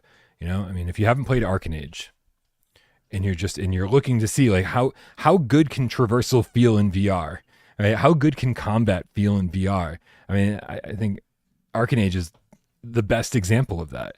And so it is showing us that VR is taking these small steps forward, and that, you know, each year is slightly better than the last. And I know a lot of people want it to be, we want to fast forward a decade, and we want it to be a thing that everyone wants a VR mode in their game. And I think we're going to get there, but it's just, it's pretty far off. And so in the meantime, if you're not happy with what's going on, I get it, but we are making a difference. And I think that's the fun part of this, right? I don't think most people are used to having to be like, to jump up and down and scream and sign petitions and tag developers on Twitter and put out polls saying, would you buy this if it came to VR, or would you buy this port if it came to PSVR2? People aren't used to that. We have to be scrappy. We have to, it's all this guerrilla marketing and guerrilla techniques that we need to influence these developers, right? That's what this generation has become. And so if you're not like into that, I get it, right? Because you shouldn't have to work to play a game or to get a game that you want. I get it. But like, that's what this generation's become for me. And it's become like, I feel like my job has been to help PSVR2 along. And, you know, some people aren't into that. We've seen other YouTubers who are just definitely not into that, meaning like, oh, we're not getting what we want, I'm out of here. Yeah. All right, I get it. You don't want to put the work in. It's this generation requires work, and we've already seen the results of that work, and we're going to continue to see the results of that work. So everybody who's in, thank you for being in, and being part of this community, and making your voice heard every time that we need it to be heard. Yeah, and you're getting stronger too. Like, look at, like, we're actually seeing the community get strong enough to actually show developers like how supportive they can be, and you know, how there is like a viable space here. When content, people are, it's like people are posting about their Quest release, and they're just getting bombarded with, where's the PSVR2 version? And I think as developers, you know, they release their Quest game and it doesn't sell on Quest, then they see that all these people are clamoring for PSVR2. Yeah, the tides are going to keep shifting this way. But yeah, I think we're in a, you know, we definitely have had our setbacks. It's been an uphill battle since the beginning. But dude, I really believe in this thing, and I believe in it to the point where I took a risk and actually like changed career paths just to fight for this thing. And that's something. And today, AJ would officially like to announce that he's accepted the offer at Flat to VR. No, but if I would work one place, it would be Flat to VR Impact. Oh my God. Spend more time with Wes and Miles? Kill me. Oh God. I'm kidding. I love you. Yeah, you're right. It's so much better working with you. Dude, I'm impossible to work with. Trust me. If anyone understands how awful it is to be around me, it's me. I have to be around me all day long. Yeah. That's unfortunate. What did Izzard say to me earlier today? Izzard said, Bryan, you're so emo that sometimes you ask your shadow for some space. Oh my goodness. That's a good one, Izzard. But yeah, man, no, I think we can still turn the tide. You know, the truth is, like, as long as we get the minimal of games releasing and updates and, you know, occasional new features, like the PC adapter was a good one. The PS5 Pro enhancements are good ones. As long as they, you know, the like, that's going to keep it alive. We want to see more. We want to see it actually do well, fulfill its actual potential. And that just takes just a little bit of effort from them, little bit. And I think this is a nice little petition. Yeah, I think the couple things, you know, that we're missing, like backwards compatibility, of course. Like, I'd probably trade the backwards compatibility with the price drop thing, because they literally just dropped the price, and it's like, well, we just dropped the price and now you're asking for more. Like, no. That's kind of what it makes it sound like. I think backwards compatibility, or some of these features that would make a big difference that we don't have yet, would be more effective. But overall, it's an awesome petition, and yeah, everybody go sign it. Yeah. Shout out to the creator of the petition. Like I said, I just being completely transparent, I was like, oh man, another one of these. This is gonna do it. But it was really well written, man. And so thank you for taking the time to construct it and put it out there. We could tackle some of these tips. We do, and by the way, Gamecat, specifically White Tiger, who said, if Sony skips VR, I am skipping PlayStation. Simple. I agree. The beginning of this petition said, for some people, PlayStation 5 is VR, is PlayStation VR2. And I think that's a lot of us. A lot of us are that 90%, if not more, of what we're doing on PlayStation 5 is PlayStation VR2. And so I'm with you, man. I'm out of here if they're done with VR. I'd drop off too, but that's why I'm still here, because they're not great about it, but they also do a lot. They have, in my opinion, the best headset, my favorite headset, and some of my favorite games and experiences, and yeah. So until that dries up, not really going anywhere. But trust me, I've got backup plans. Because I'm just gonna get to work on my retro channel if Sony drops out of VR. So if anybody wants me to work on the retro channel, just tell me to stop supporting PSVR2, and we can go do that, because I love retro games as much as I love PSVR2. So we can do that too. It's up to you guys. But I'll probably switch to PCVR if they do. What do you mean switch? It's where you've been for fucking 6 months. Joshua Roscar for the $2 tip. Oh, go ahead, go look around. Who could you talking to? Is he talking to me? Where are you? Hey? Where are you hiding? Get over here, AJ. Get over here. I'll fight you. I haven't touched my PCVR in a long time, but I mean, listen, man, the truth is everything is accessible there. Like, everything I want is available on PCVR right now. Like Returnal, everything I asked for, Returnal, Crash Bandicoot, Spyro, platformers, little thing. That's not the point. The point is like, can we build this up to a viable platform? Right. Because I think that's healthier for VR in the long run. It's awesome to know that should everything shutter, that I have a backup plan like that. That everything I've ever wanted is sitting there waiting for me anyways. But that's not the point here. The point here is to bring this in an official capacity, make it more accessible to lots of people. Because not everybody has a tech degree and is willing, or has the money. The whole point of this is easy and accessible and cheaper, and you're still getting the best experience in some cases, which is wild. Joshua Ruscart with the $2 tip says, are you guys reviewing on PlayStation 5 Pro? No. Overwhelmingly, I play everything on a PlayStation 5, base PS5, because that's what I think 80 to 90% of our users are using as well. And so I want to make sure that the review reflects what most people need. And then if there is any difference at all on the PlayStation 5 Pro, I'll jump in there for an hour or two and try to get some side-by-side shots. But no, overall base PS5, and then it's added so much extra work in order to cover things properly, because I do want anyone who has put the money down for a Pro constantly want to let you guys know if you got any advantage in picking up a game for it. So the answer is reviewing on both, but focusing on the base. Mark and AJ, you don't have a Pro, so anything AJ talks about on the PlayStation 5 is still the base PS5. Yeah, my PS5 Pro is my PC, the real PS5 Pro. That's your PlayStation 6. Yeah. Mark with the $5 tip says, cannot wait for the VR version of V-Rider. Oh, sorry, the VR2 version of V-Rider. V-Racer Hoverbike is also the Jet Moto and Wipeout fusion I've wanted. Fantastic games. You spent a lot of time with V-Racer Hoverbike, AJ.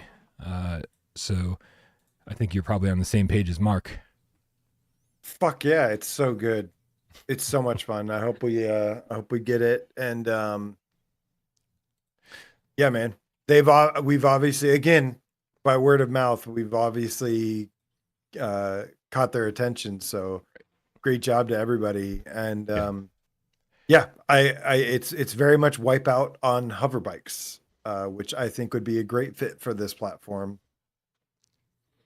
It's so funny. You can always find the Quest fanboys when they get upset that we make so much noise on Twitter.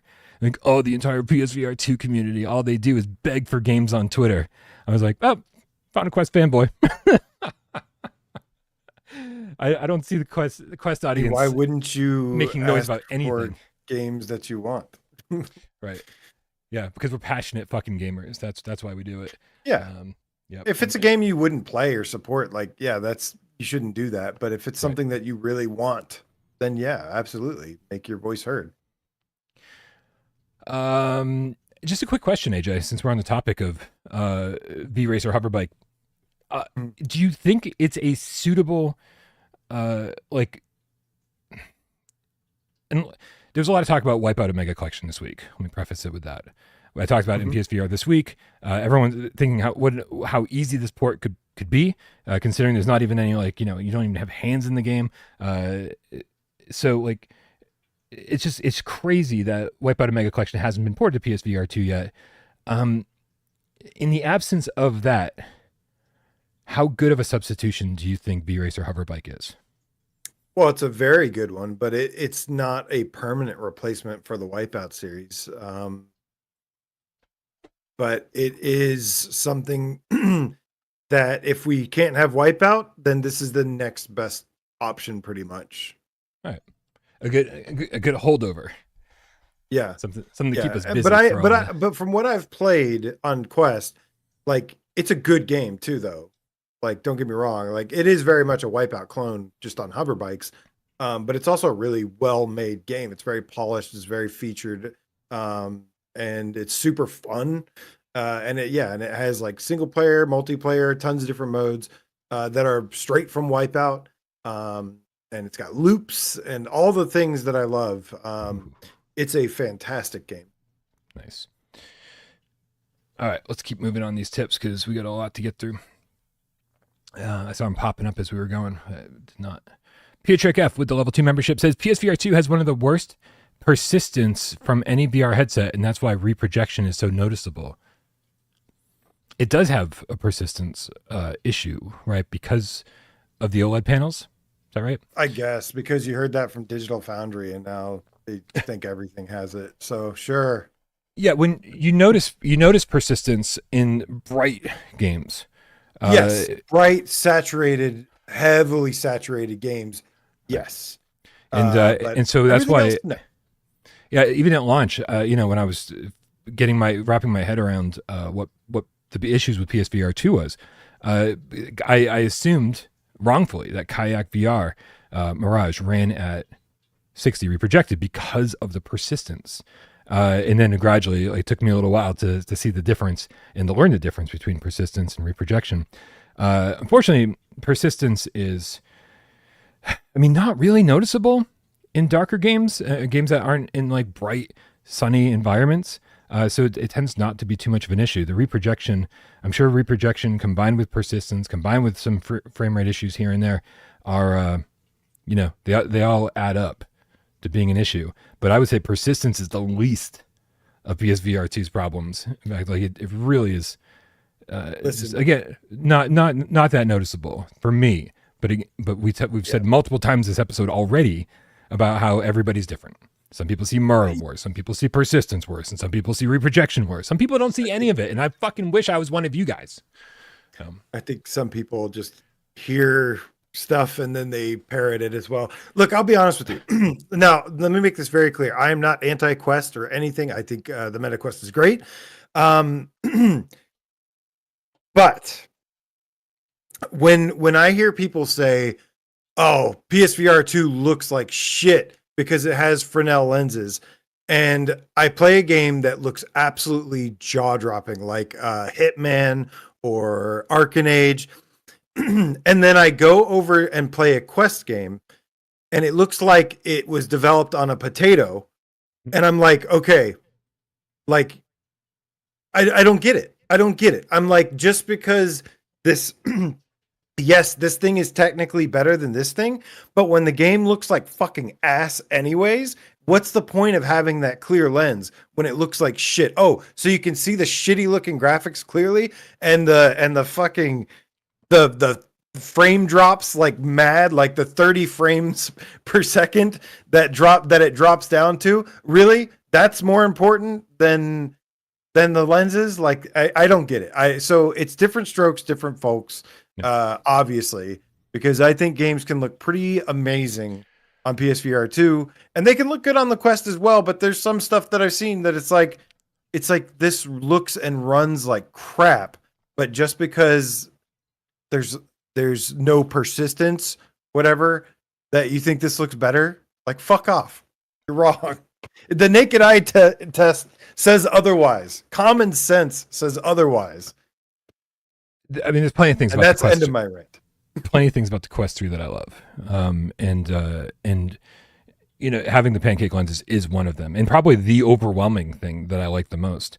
Yeah, I just don't think persistence is that big of a deal, and I don't think it's affecting reprojection as much as you think it is. But you know what, I'd be happy if somebody has more technical knowledge than we do, to say, hey, this really is part of the reason why reprojection is so much worse, and why we never saw it on PSVR 1 or Quest. If somebody really understood what they were talking about and said, but Bryan, you don't fucking know what you're talking about. You know what? I trust experts, especially experts. It's mind-boggling to me that somebody could be like, oh, Hitman, oh, this headset has persistence, and then they go play something on Quest that it's like, standalone or whatever, that's like, I don't know, it's like 3 polygons, and they're like, ooh, look how great this is, the fidelity. I'm like, dude, shut up. Is that what we're dealing with? Crap. 3 polygons? 3 polygons. And it's like, and they're like, oh, Hitman? No. But this, yeah, look, there's no persistence, or there's no reprojection. Looks so much better. It's like, no, it doesn't. Shut up. Well, listen. Reprojection is it really bothers me, and so so going over to Quest and playing something like, you're part of the problem. No, I'm just kidding. This is my show. Shut the fuck up. I'm just kidding. No, but playing something like Batman is like it is an eye opener. Being like, man, look how much better we could have it. Like, and again, not saying that the graphics over there are so much better. They're not. We get the horsepower over here. It's just but it says that both platforms have room for growth. And so, so VR is making great strides every generation. And I really hope that a redesign of PSVR 2 or whatever happens during PlayStation 6, whether it be a PSVR 3 or a redesign of PSVR 2, kind of like it ends up being the best of all worlds, right? We get the raw horsepower, we get the pancake lenses, and hopefully find a way for OLED really panels great to for accessibility, comfort, things like that. People really do like the wireless. People really do like the features and everything. But this is not comfortable. No. Okay. No, this is not comfortable. Okay. No, it's not really comfortable. Not comfortable, but it's wireless. Like it does have some nice, useful features, but obviously the hardware, the horsepower takes a big hit there. And anyways, it's besides the point. Sorry. I didn't mean to interrupt. But I would say thanks for your message, Future. I don't think I think the response from us was whatever, man. Atomic Teapot, the Game Cat. There's a lot of underscores in there that I didn't read. But the Australian $5 tip says, Sony owns so much media content. Insane that I have to rip my 3D Blu-rays and load into Quest 3. They should also be selling 3D movies digitally as well. Yes, they absolutely should. The fact that Sony shut down the video part of the PlayStation Store, as AJ likes to joke, I was the only person buying TV shows and movies on the PlayStation Store. But it was my home for, like waiting every time there's a sale. It's like, oh, what horror movies can I pick up? Because PlayStation is the ecosystem that I live in, right? This is where I live and breathe. And so I was like, maybe I might cancel, Amazon might go under or any of these other services might go under. And I want to always have my movies and TV shows where I live and breathe, which is PlayStation. And then they shut it down. And I was like, oh, I guess I'm not living and breathing here anymore. So they've made some really strange decisions. Yeah, they got rid of it too, like right when I started using it. And it was after COVID. It's like, this would be the perfect time to like double down on this because nobody's going to the movie theaters. And yeah, so I don't know. They have their Sony Pictures Core thing, like I mentioned earlier, but it's like, yeah, it's okay. It's not really enough incentive to dive in, but it's better than nothing, I guess. Man, I apologize to you guys. Everyone's chiming in. I was trying to keep an eye on the chat and not really paying attention to the tips during the long conversation about Sony taking PSVR2 seriously. So I missed Mad Vegan here with the level 2 membership saying needs a demo station at GameStop like Quest 3 does at Best Buy. The Best Buy setup highlighted the pass through, then warped you into Batman. Amazing. Yep. The demo setups work, man. I saw people in the chat saying that the reason they got a PSVR 1 was because they played the demo at Best Buy. Like, and again, PlayStation gamer, because I played a demo station with Battle Arena 2 Shendon at Circuit City, which doesn't exist anymore, but there's other places now. Yeah, I mean, the other great thing about PlayStation VR 2 in the demo sense is that there could be, when somebody's playing it, there's a social screen set up and people are going, oh, is that Resident Evil Village? Oh, is he moving his hands? Is he inside the game? Like people passing by, watching somebody play VR, even get an idea of what's going on here. They're like, oh, I see the guy here and then I see what he's doing over here. And like, there's that mental connection like that might not happen otherwise. Right. And so suddenly they're like, oh, can I jump in? They're like, yeah, in 10 minutes, 10-minute wait. Like that's another person that got stopped in their tracks and got convinced to get into VR. Yeah, you could be very effective with just a small team, like you said, just a very small team. Go to every convention, have a demo station, every PAX and everything. If the Pin City people can go to PAX every year, that Sony can afford like 3 people to run a PlayStation VR booth. Yeah, shout out to the Pin City people. 3 years at PAX. How is that game still not out? Insanity. Here, I'm trying to open up my blinds because it feels just so dark in here right now. I had to shut my blinds before the show, but it's gotten darker since then. Michael Grant with the $5 tip says, feels like there's a ton of AA shooter games that got lost in the sea of flat screen shooters that would thrive in the small lake of VR shooters. You're not wrong. You're not wrong. And I honestly feel that way about almost every flat screen game that gets made that isn't AAA, that's not this massive game with a huge marketing campaign behind it. This is what we were doing at PAX. This is one of the things we were just talking to these developers and being like, your game's going to get lost on Steam. Not insulting them, but these small teams with almost no budget, it's going to be hard for them to stand out from the pack. But if you're one of the only VR games launching in a week or a month on PSVR2 or on Quest, more people are going to notice you. More people are going to pay attention to you. And I think you're right, Michael. And that's why I want to continue going to PAX every year and talk to these different studios and convince them to keep bringing their physical presence makes a huge difference for sure. Luke Sparling with the Canadian $50 tip. What's up, Luke? Thank you so much for your generosity. He says, it's been 3 months since deciding to sell everything. Renovation and moving hell came and went. It's all over now. Starting full-time VR development tomorrow. Cheers, cats. This is the community that inspired me to do it. Aww. Yeah. That's AJ, fucking awesome. What have we done? We've ruined somebody's life. No, get your house back. No, I thought he was going to say like selling. I thought he was going to say selling sold his PSVR or whatever. Dude, that's amazing. And yeah, I do agree. This is the best community ever. You know. But yeah, man, good luck and keep us posted. Like, give us your contact. I know it'll be a while if development's just starting, but would be happy to help you, especially if it's good. AJ would be happy to help you. You heard it here. I'm a lot more supportive when the game is good. Let's put it that way. I can, I don't want to. I'm not going to name any, names, but there's other developers that have been part of this community, but their game was like not very good, and I was like, yeah, that's great, but I just kind of was like, backed out. But good luck, man, and keep us posted. Yeah, congrats, man. And I'd love to see what you're working on. I mean, you got any preliminary sketches or that kind of thing? Like, we'd love to, just out of pure curiosity. Like, obviously, you've got something, in mind. As your first VR project. Like, it's probably something that's been simmering on the stove for a while.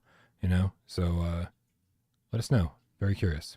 I've been almost considering just like dropping off the face of the planet and developing an ultimate dreams game.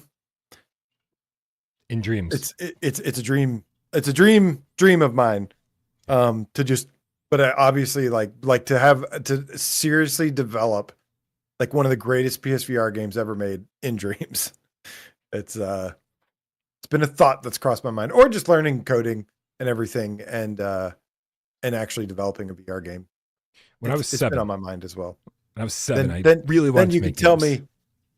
Oh, when you were 7? Yep. When I was 7. And people always ask me now, they're like, don't you want to make games? Because it seems to be the pipeline that we're sort of in the midst of. People from, people who cover games for a living tend to eventually start a studio or join a studio and start helping to make games. I'm like, no, I just want to play games, man. Like, I just want to, I've already ruined this hobby enough. I don't want to ruin it more. You know what I mean? I don't need to know how the hot dogs are made. We love you, Luke. Thanks for the support. Pixel Robot with the $5 tip says, my PSVR2 has given me so many amazing memories since release. I hope Sony listens to its fans. Me too. Me too. AJ, where do you think? I know this is just the longest show of all time. We haven't even gotten to like any secondary topic. So, oh my gosh. So I don't want to go off the rails too much, but PSVR 1 kind of feels like a complete library to some degree, right? We get a bunch of first party stuff and second party stuff, as we talked about last Monday. Second party games, and a ton of cool third party stuff. It felt like a complete library when it was all said and done. We even got an MMO at the end and Wanderer right at the end, like these amazing games. How far from feeling like a complete library do you think we are with PSVR 2, just over 2 years in? Like, do you think we're nearing that already, or are we still like years away from feeling like we have a complete library of awesome VR games? Ooh. Well, that's very subjective. So anybody can say anything they want about that. And please let us know in the chat what your opinion is. Yeah. I feel like they need to double what they currently have and add more variety, and then they're done. And that's a full, complete library. So close. Halfway there. Whoa, we're halfway there. Whoa, living. Choked on coffee. All right, it's God telling me stop fucking singing, Bryan. I will take you out. Go, God, go.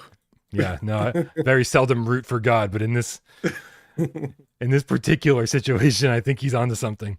Ace Gamercat with the 20 without parole gift memberships, bro. That is super fucking generous. 20. That's amazing. I don't even know what to say about that. I know. I saw all those names lighting up, said received a gift membership, received a gift membership, received. I was like, whoa, what happened? Yep. 20. Amazing. Thank you very much. Don't forget, everybody who has a gift membership gets one super chat a month for free. Oh God, don't use it right now, or we're never gonna finish this episode. I've got this next one, Brian. Do it up. The Gamecat Cowboy Dan. Yeehaw! The funny thing is, I think he's Australian. Are you telling me there's not Australian cowboys, AJ? Oh yeah, they are. They've definitely got the cowboy blood in them. They're fucking crazy. That's not a knife. This is a knife. To just sign the petition. Thank you, everybody. Make sure you click the pinned comment and go sign the petition. Let's boost this thing a little bit. We're doing a great job so far. Fuck yeah. Grandpa's Barbecue or Gamecat with D. I hope I can scroll back up and find it. Oh God, I hate when YouTube does this. Oh my God, we have so many tips. Jesus Christ. There's a lot of tips. Okay, I'm so sorry. We're gonna get this. Time extended, Brian. Time bonus. Time bonus. Yeah, holy crap. I don't know if we have time. We'll just call it. Let's just get through them all, and we'll just timestamp this section as the super chat section. All right. I mean, listen, we also don't need to cover everything that we said we'd cover in the thumbnail, and I can just change the topic of the video after the fact. I love you, AJ, but we don't need a 3-hour episode. Yeah, but we could do some first impressions of that. Okay, listen. Everyone heard that? AJ said. I did say I gave permission. AJ said I am fine with a 4-hour episode. First, we will do a 4-hour episode, and then you have my permission to die. Oh, wonderful.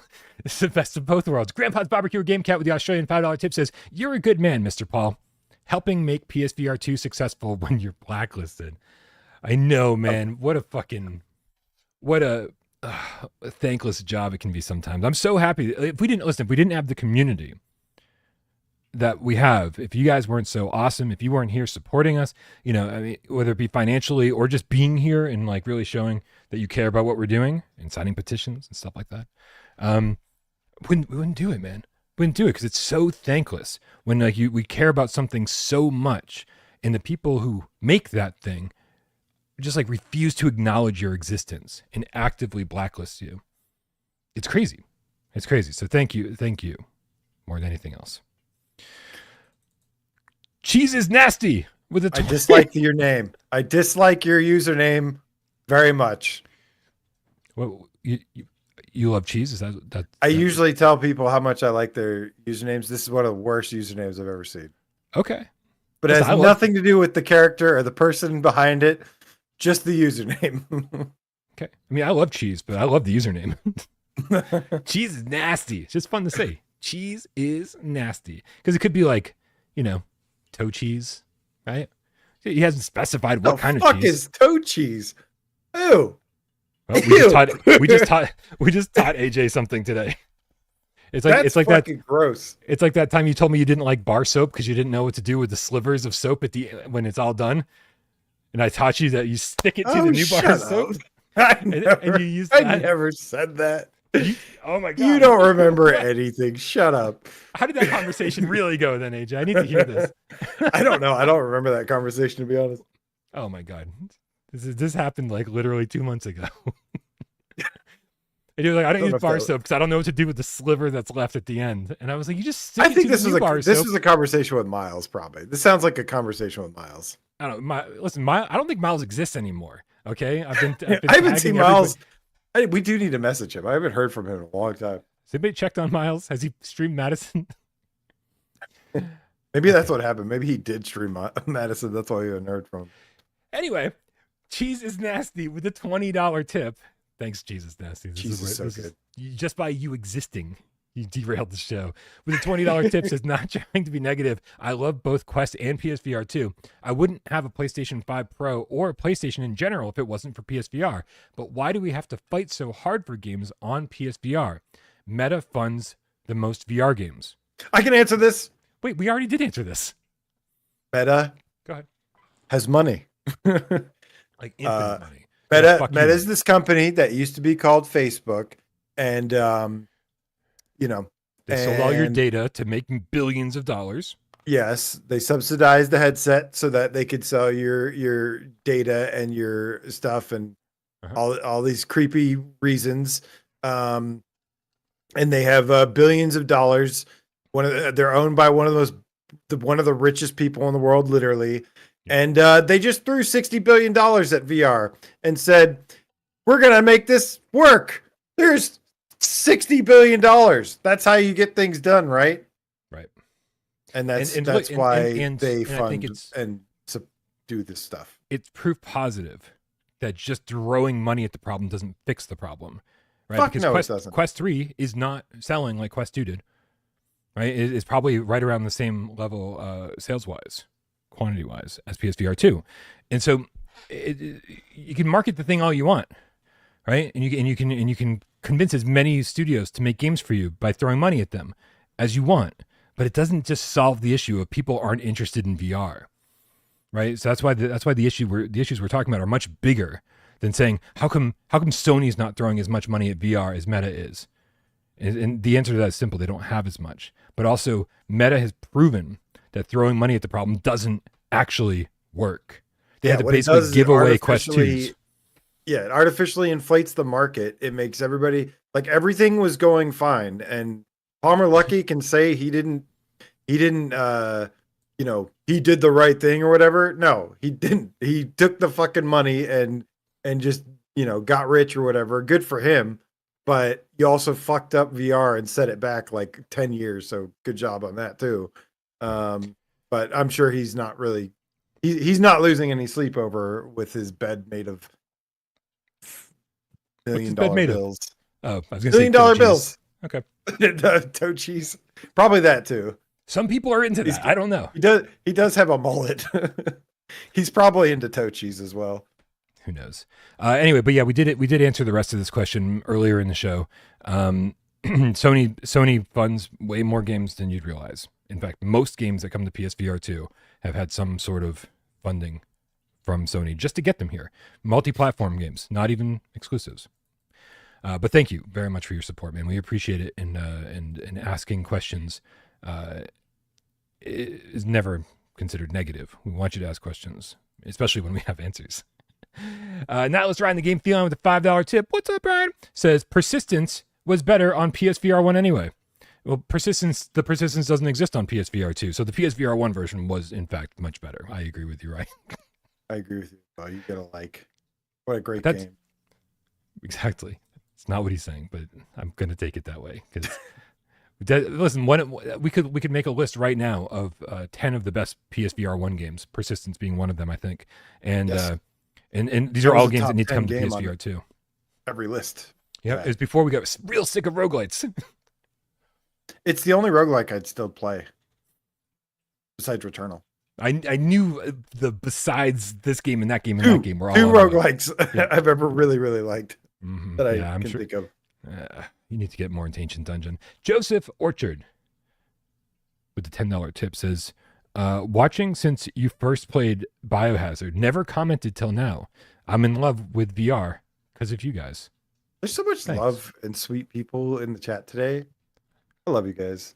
And I got to take a piss, AJ, which makes me walking away right now seem really inappropriate. So many people are like, "We love you guys. Oh, thank you so much." And then I'm like, "Oh, sorry, I got to go piss."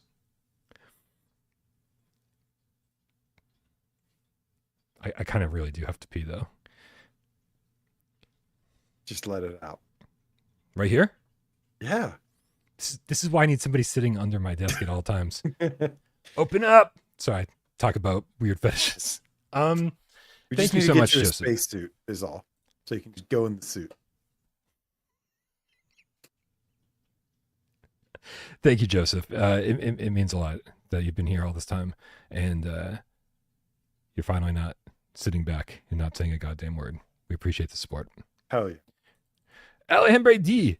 2Y Underground Stranger Gamecat with the $5 tip says, I strongly believe PlayStation partnership with Apple is good and good for VR. I believe that Resident Evil 9 will release on both. They both have eye tracking and the orbs. AJ, I'm going to queue up the Resident Evil 9 trailer. And this is your opportunity while I am taking a piss for you to say whatever you want to about Resident Evil 9 and VR and Alejandro's tip. And I'll be back in just a moment. Have fun. Listen, I know I said that when I was asked about Resident Evil 9 and VR support. I said what I said because I have to say it that way. Because if I say the opposite, then the opposite happens.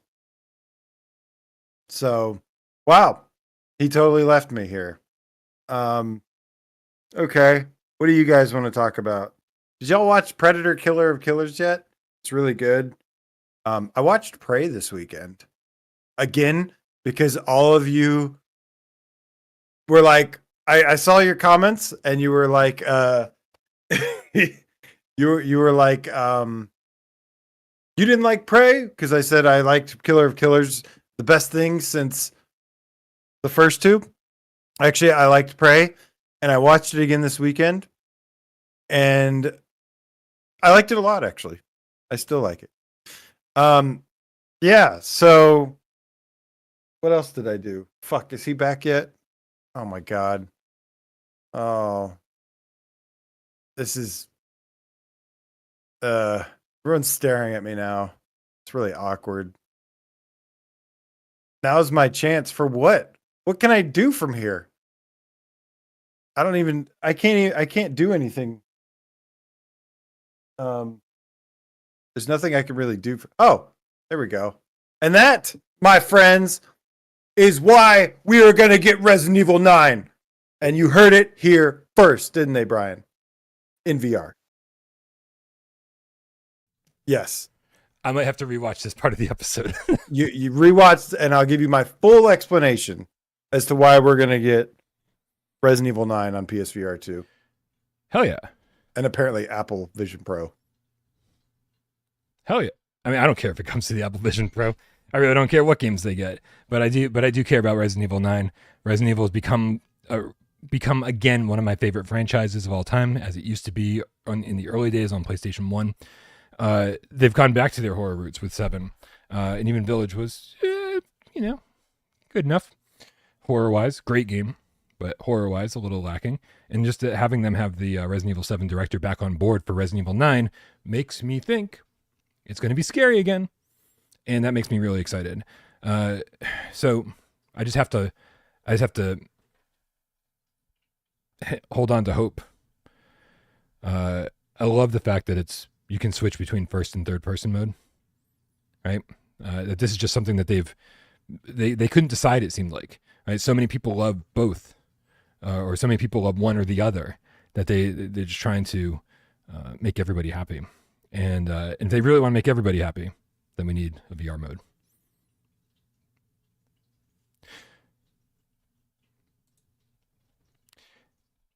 Alex in Toronto.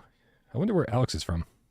Alex in Toronto with the Canadian $5 tip says, why can't I scroll properly? Sorry, Alex, I can't seem to get your entire tip on this. 3D movies should also be supported physically. Sony, Panasonic, and Magnetar have sold Blu-ray players. Magnetar. What is Magnetar? Why am I not getting it? Magnetar? Magnetar? You're a Magnetar. Magnet. I think it's Magnavox, right? I mean, I know of a company called Magnavox. I do too. I've never heard of Magnetar. Listen, It sounds like a Greek mythological creature. He's in Canada. They do things different there. It's a Canadian mythological creature. Magnetar is the biggest Blu-ray producer in Canada. AJ, you've never heard of Magnetar? No. But I have heard of Bags of Milk and Everything Chips, which is also Canadian. Yeah, Bags of Milk is so weird to me. It's just like an udder. To me, it's just like a portable udder.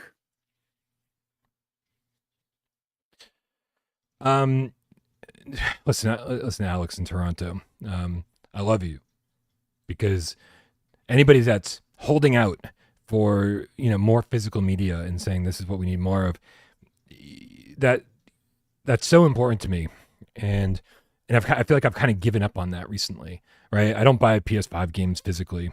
I don't buy Blu-rays or DVDs anymore. or VHS tapes if we're talking about DVDs. I've given up on collecting new physical media and instead just focus on like, the old days of all this stuff.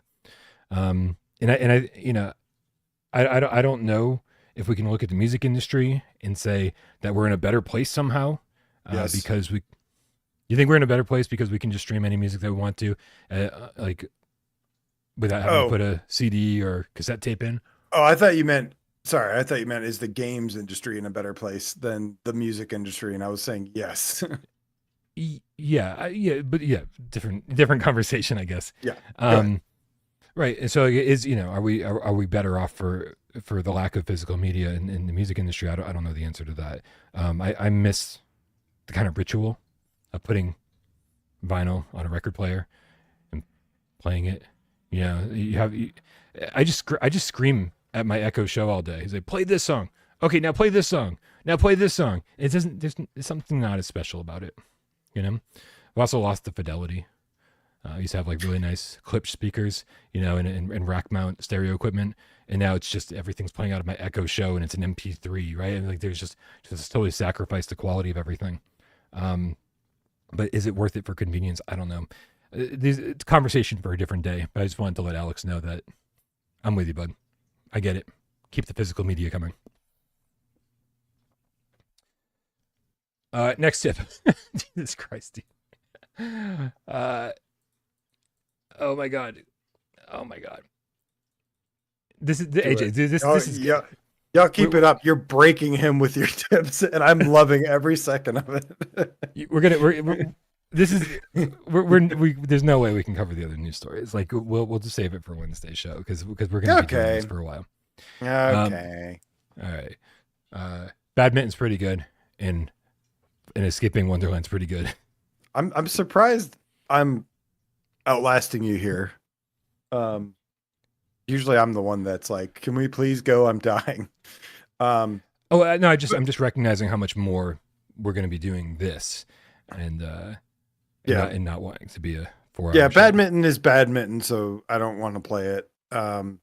Seems like an okay game, and I actually am liking the first 30 minutes of Escaping Wonderland. I'm liking it so far. My only complaint so far is some low res textures, really, really low res textures, especially in the environments. And there's like a couple things here and there I'm like, I'm not too crazy about. It's almost getting a little bit of motion sickness at first, which doesn't happen to me ever. It's so odd. But I was actually liking Escaping Wonderland so far. Yeah, so I've only played the first 30 minutes or so, and I think it looks really clear in the headset. I didn't even notice the low res textures because of the art style. It's very it feels like a lot of flat shaded surfaces. So I didn't even notice the low res textures. Boy, it does look horrible though on the social screen because it's got to be running at 90 native. Everything is clear. The frame rate's great, and so maybe I guess that's probably why it's not looking great in social screen. It's probably running. I think I did have like a little tiny frame hitch here and there, but not much. Right on. Yeah, I didn't experience that. I was on the OG, but you might have made it further than me. I'm enjoying it so far. Did you get to the first puzzle? The pipes? Yes. Yeah, I completed that pretty quickly. Okay. Oh, really? That was hard for me. Oh. Okay. So yeah, we'll talk more in depth about these games as the week progresses. Yeah, and I'll be getting either reviews or Brian bites out about most of these games, and I got to stay on top of Undead Citadel and other stuff too. So it's going to be pretty crazy, man. Lots of stuff happening. Yeah, we'll have you covered one way or another. Yeah. World of Long Plays hit a ceiling while playing Badminton VR. I'm bad at Badminton, so I'm doing a lot of not overhand. I'm doing a lot of underhand stuff or side stuff, and it's like I don't know. I guess I'm just not very good at the sport, I guess. So that's that. But we'll get back to these tips and we'll keep it moving here. Okay. We got Twitcher, the single player Gamecat, sent one without parole gift membership. Thank you so much for your generosity. Pro Zach 380 with the $5 tip says the most disappointing thing about the headset is we know its potential is largely being squandered. Ah shit. Now I know how my parents feel about me. Heard. Ain't that the truth? Yeah. There's a PSVR inside all of us. That explains so much. Do you think I can poop it out, AJ, or is it going to require surgery? You can birth it out from your chest. Like a xenomorph? Yes. Nice. Got the reference. Baby steps. Thank God for an easy one. Yeah, this is why we need Resident Evil 9, right? We need a reminder. Like, hey, Village is still one of the greatest games in VR ever, and we need a good follow up to that. Not that Resident Evil 4 wasn't great, it was, but Village was just a better VR game. Comic book guy with 10 quid says, hi. I was hoping that after Avatar 3D would come back, as I think I have mentioned before, a lot of Avatar box office from the last movie made more money from 3D. Just had to mention that. AJ, I probably misread all of that. What? I wasn't even hearing English. What language do you think I was speaking? I think it was the way you were saying it. Yeah. Well, I was hoping that if I just read each word separately, that it would make sense to everyone else, because it wasn't making sense to me. What was the question? Hi. I was hoping after Avatar 3D would come back, as I think I have mentioned before, a lot of Avatar box office from the last movie made more money from 3D. Just had to mention that.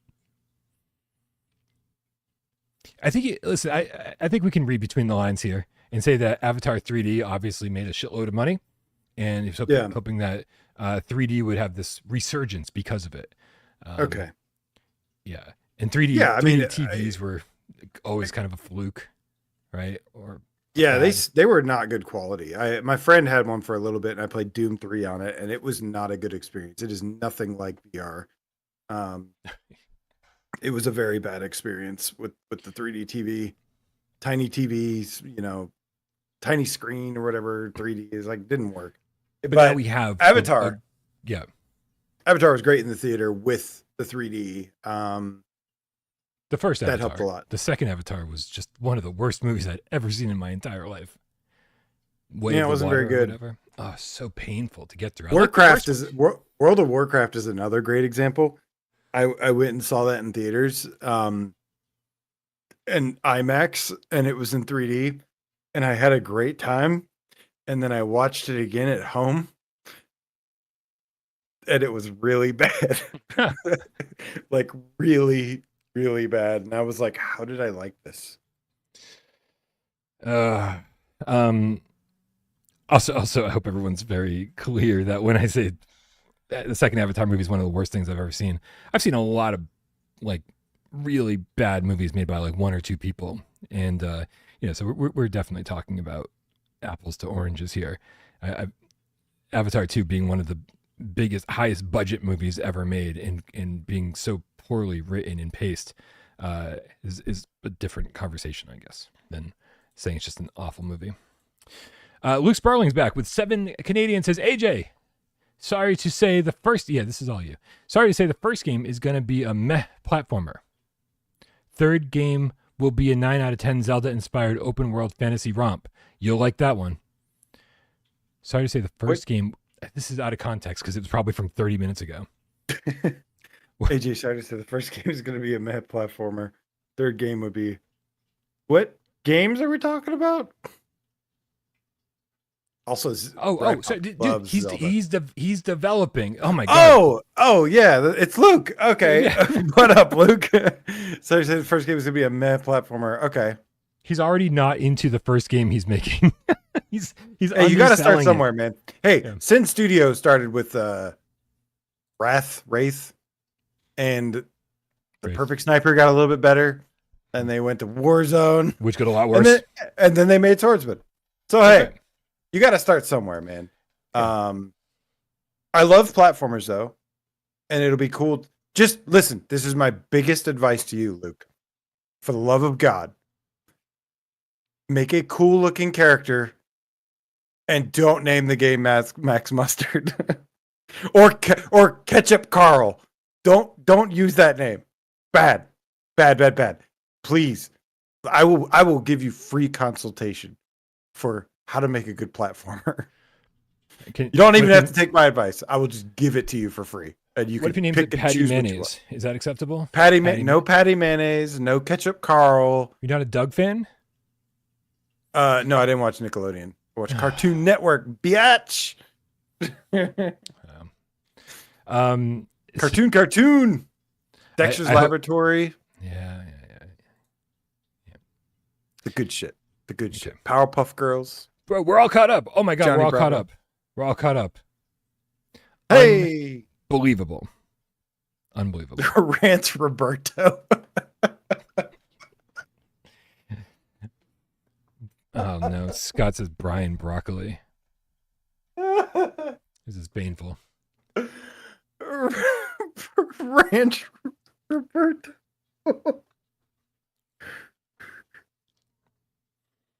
Prozac says no condiments in the title whatsoever. Oh, thank God for that one. And no ugly ass moth characters either, please. Oh yeah, bad stuff. AJ, let's jump ship from the run of show and get to a little 4-minute challenge.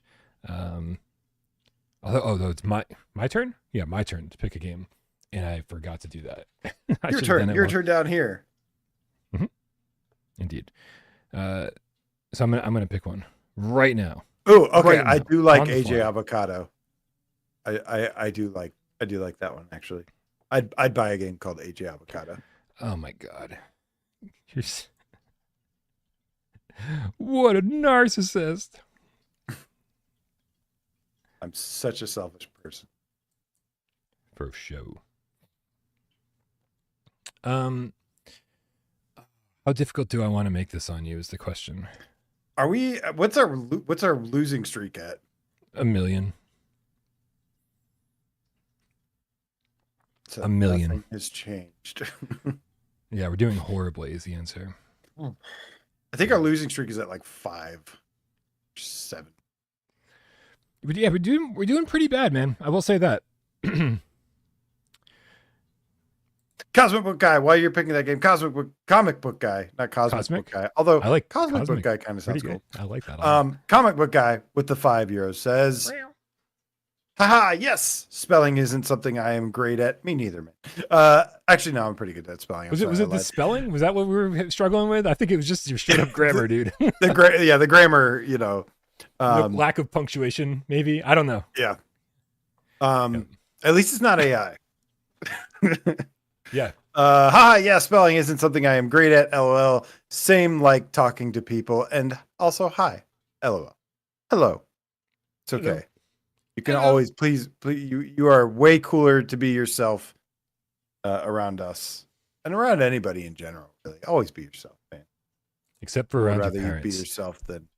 Yeah, don't ever be yourself around your parents. Never tell them who you actually are, because they will do nothing but put that out. Give them little bits of information here and there, just to to make it seem like you're telling them everything. Just tell them what they want to hear. Keep the big stuff. Keep the big stuff at bay. Tell them what they want to hear. All right, AJ, you ready to do this thing? Because I'm ready. I am ready. All right, you guys, you know how this works. I've got a game up in my head. This right here. Very few cells working left up there. It's either a PSVR1 or PSVR2 game, and it's your job out there and AJ's job right over here to figure out what PSVR1 or PSVR2 game that is. You have an unlimited number of yes or no questions to ask me, but you have to get them all out and answered in under 4 minutes. Are you ready? Too bad. On your mark. Get Des. Go. Is it a PSVR 2? No. Does it have move support? Yes. Both moves? Both moves, yes. Does it have dual shock support? No. Aim controller? No. 3D radar? Oh, that's a good question. I don't think so. It doesn't list it on the PlayStation Store. Better find out. Did it come out within the first year of the PlayStation VR? No. Is it a racer? No. Is it a flying game? No. Is planet name in the title? No. I don't know. There's no planet name. Oh, it's not Neptune Flux. No, that's not. Oh, okay. There you go. Good thinking, Looper. Good thinking. Because I would never fucking guess that. Obviously, is it a horror game? That's yeah. It's creepy. Fuck you, don't it? No. I think it's actually supposed to be a horror game. I think it's actually supposed to be. Okay, it's actually a horror game. Supposed to be. Does it have a clown on the title or on the front page? No. Is the game about getting out of somewhere, escaping? I mean, technically, yeah. Is it in a house? No. Does it take place at a house? Variety of environments. No, not. I wouldn't say a house. I can't remember a house. Do you ever go into sewers? No, I don't think so. Not survive. Is there stealth? No. You Is can it be a stealthy. mansion? You can be stealthy, but no, not a mansion. Nope. Oh, you know what? There is a house section. I apologize. Kind of mansion-like. I apologize. I completely forgot. Yep. This game's super blurry. No. Okay. It's not Super your blurry. favorite old. You know which one I'm talking about? No, what one was it? I forget the name. Okay. That like puzzle game. Keep it moving. Is it There are puzzles? Are there puzzles? There are. There are puzzles. Yeah, it's not a puzzle game. Mostly not a puzzle game. But can there you are die? puzzles. Yep. And it uses move support. Yep. Is it made by Wolf and Wood? No. Is it a walking sim? No. Does it have apples? No. I don't think so. Do you have a companion? No. Not Is it with good? you. Maybe a radio companion. Is it good? It's at best good. Does it have awful controls? I like this question. It has pretty bad controls, if I remember correctly. Does it take place in Japan? No. Is it Japanese at all or Asian No. setting? No. No. Okay, it does have awful controls. Does it use the full locomotion controls? Yes. Does it use the point and like press the move button and point in the direction to move? Pretty sure. That's my memory of it. Okay. Yeah. It's not Paper Dolls. That's where I was going with it too. Oh yeah. No, left foot, right foot, left foot, right foot. 1 minute. Okay. Is there a monster? There are monsters. There's monsters. Are they is there's no Asian influence in this game? Like style of it? No. Okay. Nope. Nope. Okay. Are there jump scares? Probably some. I don't remember specifically. Okay, and there's monsters in it. Yeah, a type of monster. Yeah, sure. A type of monster? You said monsters and then a type of monster. Is it ghosts? No. Lizard creatures? No. I'm gonna let you ask one more question, then I'm gonna need an answer. Okay. Well, he said it's scary, so it can't be Paper Beast. One more question. Did this developer make other PSVR 1 games? Not to my knowledge. If they did, it wasn't anything worthwhile. Okay. Puzzles and scary. And you can die, and there's monsters. Is it Blair Witch, Brian? Going with Tatum AJ, here. Releasing November 12th, 2019 from developer Monochrome. Oh. This is Wait, the zombie shooter? Contagion VR Outbreak. Ew. That's some bad cheese right there. Yeah, it's pretty janky. It had some really rough controls. They were kind of trying to reinvent the wheel a little bit when it came to the move support. But I will, to their credit, there was an entire level. I think the first and second level. The first one was like in an apartment complex that and then First level was good. Yeah, and then the second level was like in kind of like an Arizona sunshine type thing out in the desert. And then I think the third one was like just this completely weird escape room puzzle mansion thing, which was really strange. It felt completely different than the rest of the game. And then episode 4, they brought out later on, the biotech lab. That was practically a game in itself and really upped the ante. They proved that like they had learned a lot, and they had, it was better than the other 3 levels combined. So I don't know what these guys are up to these days, but this was pretty ambitious for a small team. Yeah. Very mid. Did anyone in the chat get it? Anyone? Probably. I don't think so. I probably didn't get it. That time went by really quick. Yeah, and zombies are monsters, right? So I was trying to be like, yeah, they're monsters. They're a type of monster. Like, trying not to, monsters. Second time Contagion is picked. First was May 9th of 2022. Bryan to AJ, guest in 15. Oh, you're getting worse at this, is what this is proving. Yeah. Apparently. Oh, nice. Thanks, Looper. All right, you guys, listen, this was a long show, but, we've been gone for a week. A lot of stuff's happened, and we didn't get to talk about any of it. That just means there's tons of stuff to talk about all week long. So thank you guys for being here, and thank you for your support and tuning in. We love you so very much. Appreciate everyone, even if you're not supporting us financially. We're just happy that you're here, part of the community. Come join us over on Discord. Make sure you sign the petition that we talked about today. You're all fucking awesome. You're the best fucking people on this planet. And even if you sit back and watch the show and don't say a goddamn word, we know you're out there. And we love you just as much. It's Monday, AJ. And